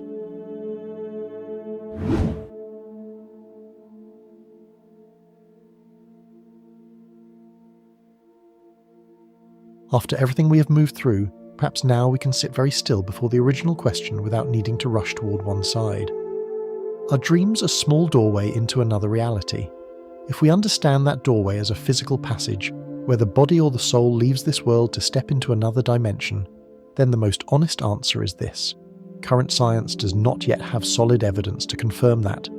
We cannot say that every night, when the eyelids close, we truly travel into a parallel universe, another world, or some hidden layer of matter beyond the map of awareness. But if we stop at the sentence, "there is no evidence," and then treat dreams as something meaningless, we miss the most wondrous thing. In the quiet darkness of sleep, human consciousness can create a living world of experience so vivid that, while we are inside it, we can hardly tell it apart from reality. Perhaps the deeper answer does not lie in turning dreams into magic, and it also does not lie in making them ordinary. Dreams do not need to be physical gateways in order to be mysterious. They are already mysterious because of this simple truth. While the body lies still in bed, while the eyes are not looking outward, while the hands are not touching the objects inside the dream, while the feet are not truly walking, the mind can still build sky and earth, distance, voices, fear, joy, waiting, and an entire self living within it all. There is no real road beneath the feet, but we can still feel ourselves walking. There is no one truly standing before us, but we can still hear a sentence that softens the heart. There is no real room opening in physical space, but when we wake up we can still remember the light in that room, as if remembering an afternoon that has passed. This gives us a more balanced way of seeing. Dreams may not take us into another reality outside ourselves, but they certainly show us that reality in human experience is not made only of matter, it is also made of consciousness. A table outside us can be real because it can be touched, measured, and seen by many people. But sadness in a dream is also real in its own way, because it is felt, remembered, and can change the morning after we wake up. A meeting in a dream may not happen in physical life, but the feeling of being comforted, of saying the final words, of seeing a familiar face again, can be real in the inner life. So instead of asking whether dreams are real or false in a way that is too rigid, we can ask more gently, what kind of reality are dreams real in? In dreams, the brain does not create a world from complete emptiness. It uses what has been lived, what has been felt, what has been feared, what has been loved, what has not been understood, and what has not been resolved. It uses memory like soil, emotion like water, imagination like wind, and consciousness like light. From these things, it builds a temporary land. Maybe that land exists for only a few minutes. Maybe it dissolves very quickly when we wake up. But while it is happening, we are not standing outside it to judge it. We are inside it. We believe in its laws. We follow its roads. We allow it to make our hearts beat faster, our eyes fill with tears, our spirits feel lighter, our bodies grow cold or warm. Something that can affect us so deeply should not simply be called nothingness. Imagine that every night when you sleep, your body remains still in the familiar room, but your mind quietly opens another small room. That room has no address. It is not on any street. No one else can knock on its door and enter it with you in exactly the same way you enter it. But inside that room, time can bend. Childhood can return, not like a photograph, but like a morning still carrying the scent of sunlight on the door. Someone who has gone far away can appear, not as certain supernatural proof, but as the shape of love still stored in memory. A fear can stand before you in the form of a dark hallway. A forgotten desire can turn into music at the end of the road. An unanswered question can become a door left slightly unlocked. When you wake up, that room disappears, but sometimes its key is still lying somewhere inside your heart. We do not need to say that this room exists outside the universe in order to recognize that it has meaning. There are places that do not exist on any map and still feel real in human life. The place where we remember someone, the place where we forgive ourselves, the place where we meet an old version of who we were, the place where we realize we're still hurting, the place where we understand that we are ready to let something go. A dream can be such a place. It is not a country, not a planet, not a dimension that can be measured with equipment. It is a space of experience, where the mind speaks through symbol and emotion. And in that space, things that seem to have sunk away can rise very softly, like stars reflected on the surface of a night lake. Some people may ask, if all of this only happens in the brain, is it still sacred? This is a very good question, because it touches a common misunderstanding. Many people think that if something can be explained by the brain, it loses its beauty. But the truth may be the opposite.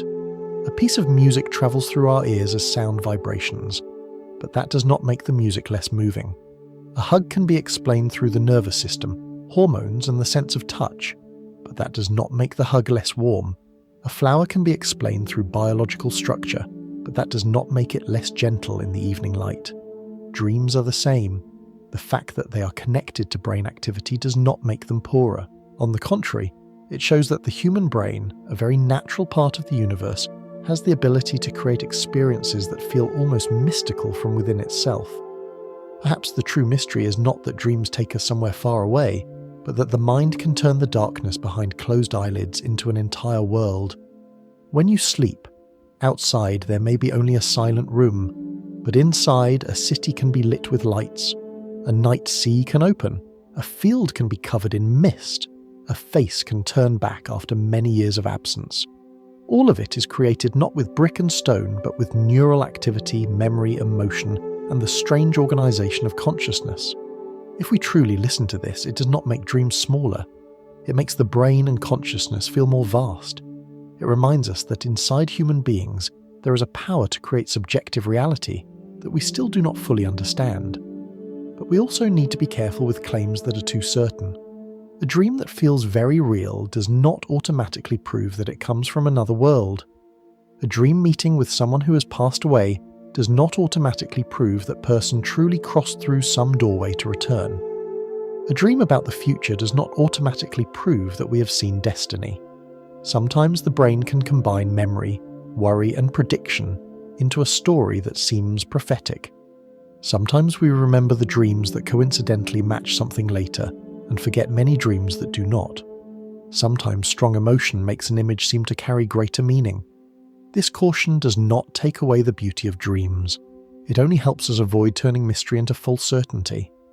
A safer, deeper, and more honest way to say it is this: dreams may not be gates into another reality in the physical sense, but they are gates into another way consciousness can experience. When we are awake, our consciousness is anchored to the outside world. We see, hear, touch, check, and communicate with others. When we dream, that anchor becomes looser. Consciousness enters a region where inner data becomes stronger. Memory no longer has to stand in chronological order. Old people can meet new people.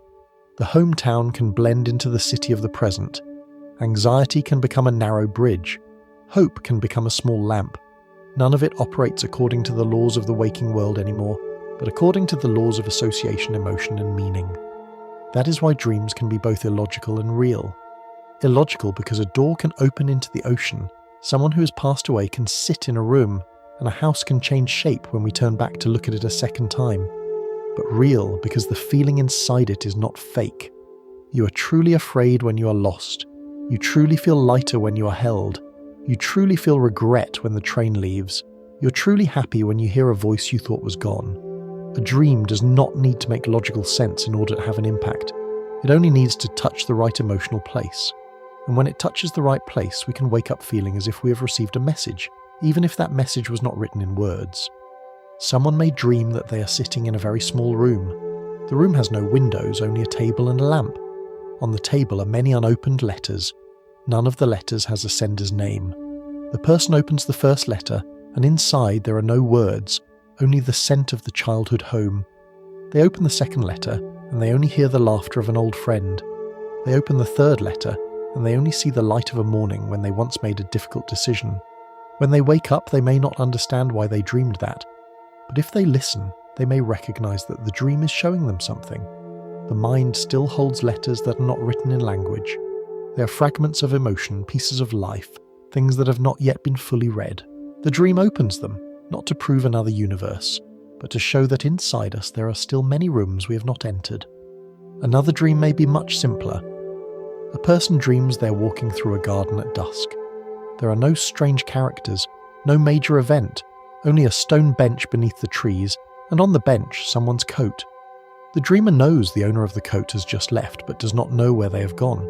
They sit down beside the coat, place a hand on the fabric, and suddenly feel sad but peaceful.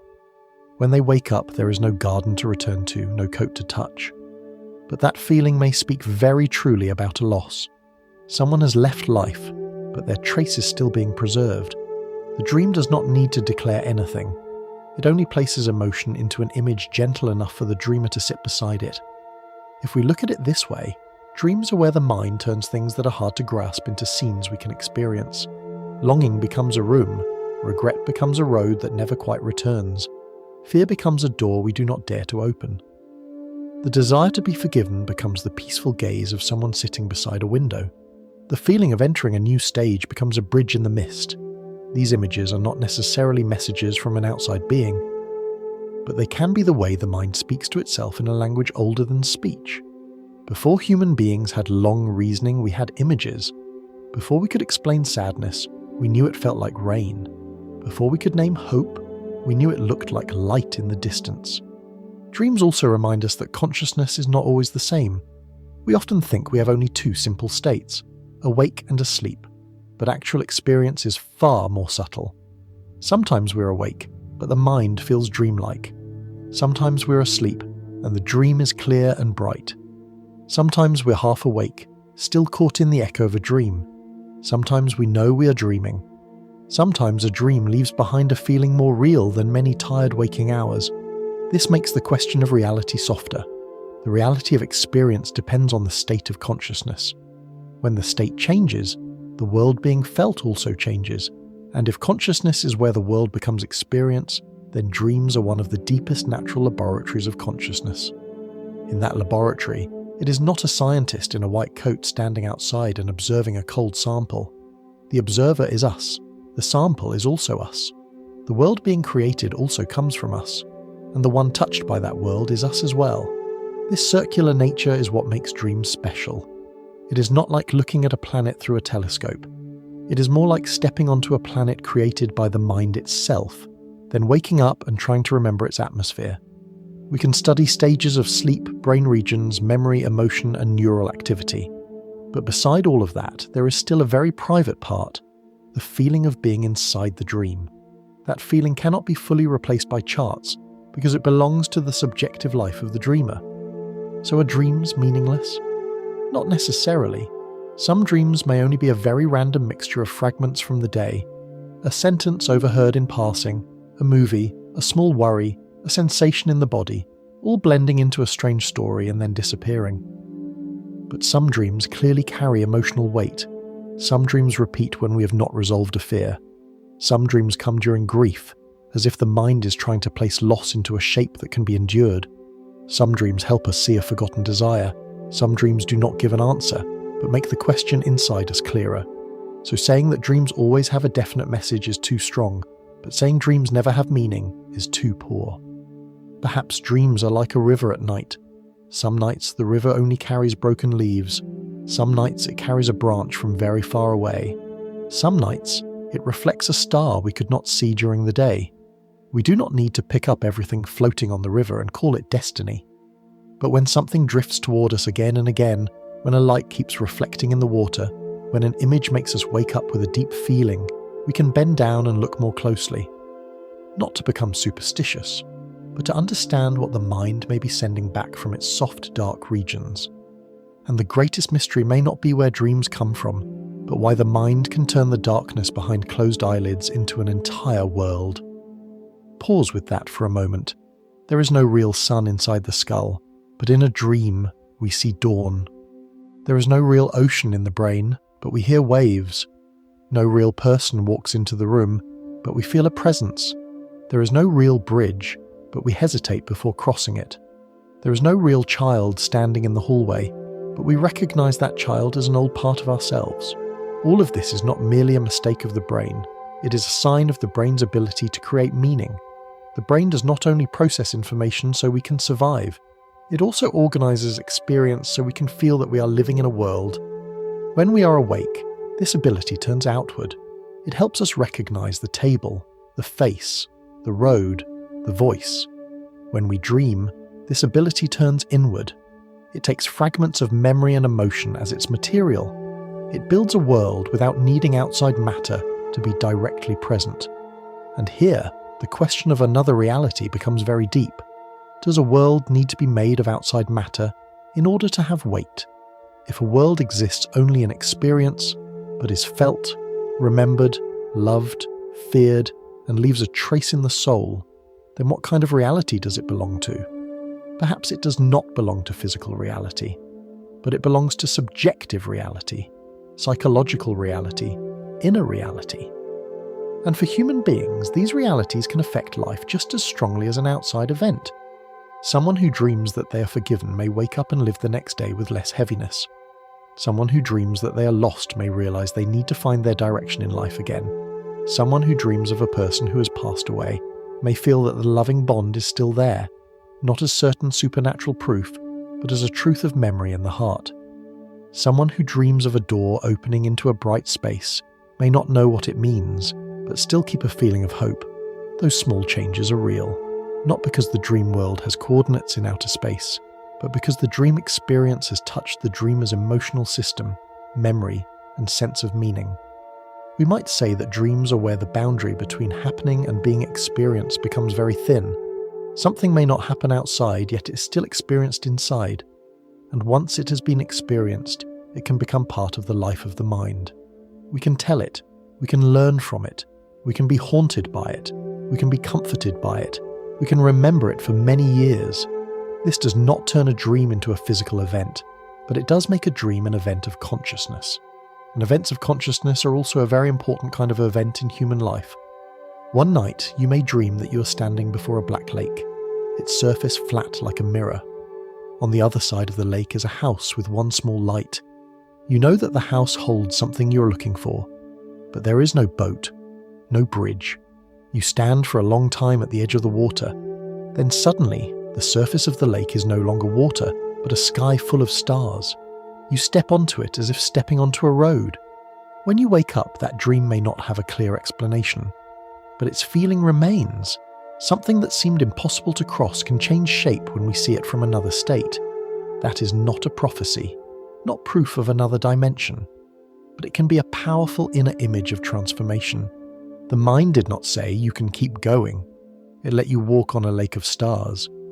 Images like this make dreams seem as if they come from somewhere farther than ourselves, but sometimes that far place is the depth of the mind itself. During the day, we live on the necessary surface of life. We remember tasks, street names, bills, appointments, time, responsibilities. These things matter. But underneath, there are other layers, where language is slower, images are deeper, time is not straight, and emotion has its own shape. Dreams are one way those layers rise to the surface. So the feeling of another reality may appear not because we have left ourselves, but because we have gone deeper into ourselves. We think we have gone far away, but perhaps we have gone downward. Going downward does not mean falling into frightening darkness. Sometimes going downward means returning to the underground water, the place where tree roots silently drink, the place where memory is no longer loud, but still alive, the place where the things we do not say out loud are still trying to breathe. Dreams can take us there through very strange roads, a spiral staircase, a basement with windows, a train travelling through the night, a garden beneath the sea. None of these need to obey physics. They obey emotion. They are the terrain of the soul. And when we move through them in dreams, we are walking through a map that the daytime hand cannot unfold. This also explains why we should treat dreams with gentle respect. Not respect because they are always right. Not respect because they are always messages from outside.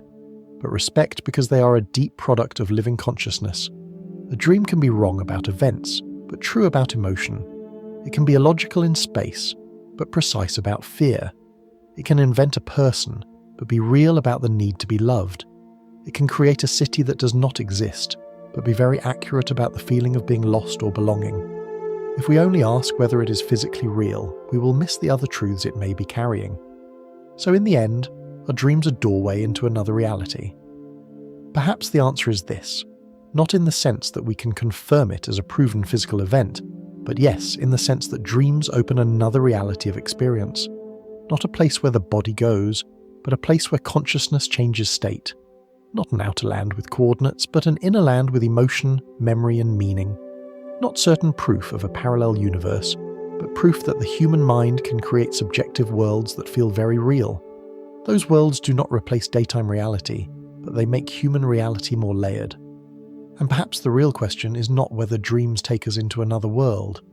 Perhaps the deeper question is, if a world can be felt, remembered, loved, feared, and leave a trace in the soul, then what kind of reality does it belong to? It does not belong to the reality of stone, water, tables, and streets. But it belongs to the reality of consciousness. It belongs to the place where love can still return as a face, where fear can stand before us as a shadow, where memory can build a house, where unlived possibilities can open a path in the night, and where we ourselves, softer, deeper, less bound, can step through doors that we do not see during the day. When we understand it this way, we no longer need to choose tensely between science and mystery.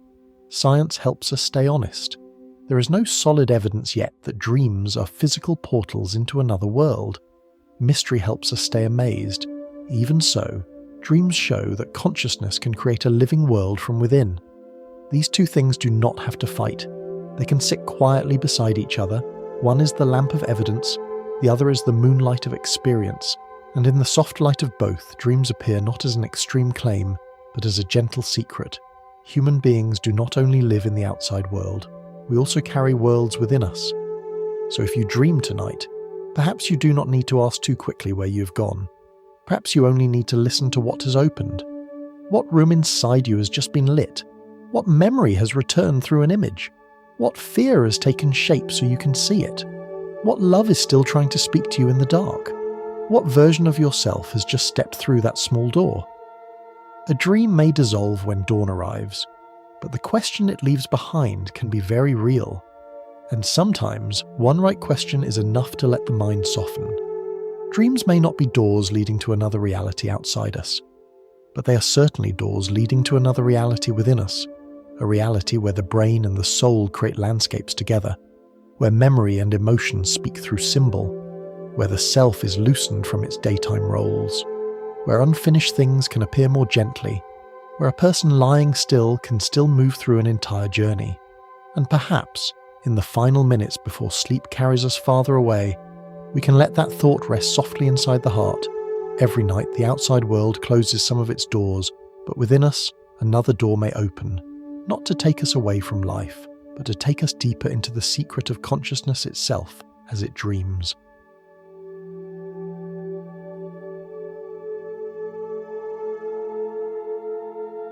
So we have come almost to the end of tonight's journey, beginning with a question that is very small yet also very deep.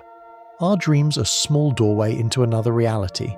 Perhaps, based on what science currently knows, we cannot say for certain that dreams are an actual doorway opening into another physical world, another dimension, or another universe existing somewhere out there. But after everything we have listened to, we also cannot see dreams as only a few scattered, meaningless images that appear and then dissolve in the dark.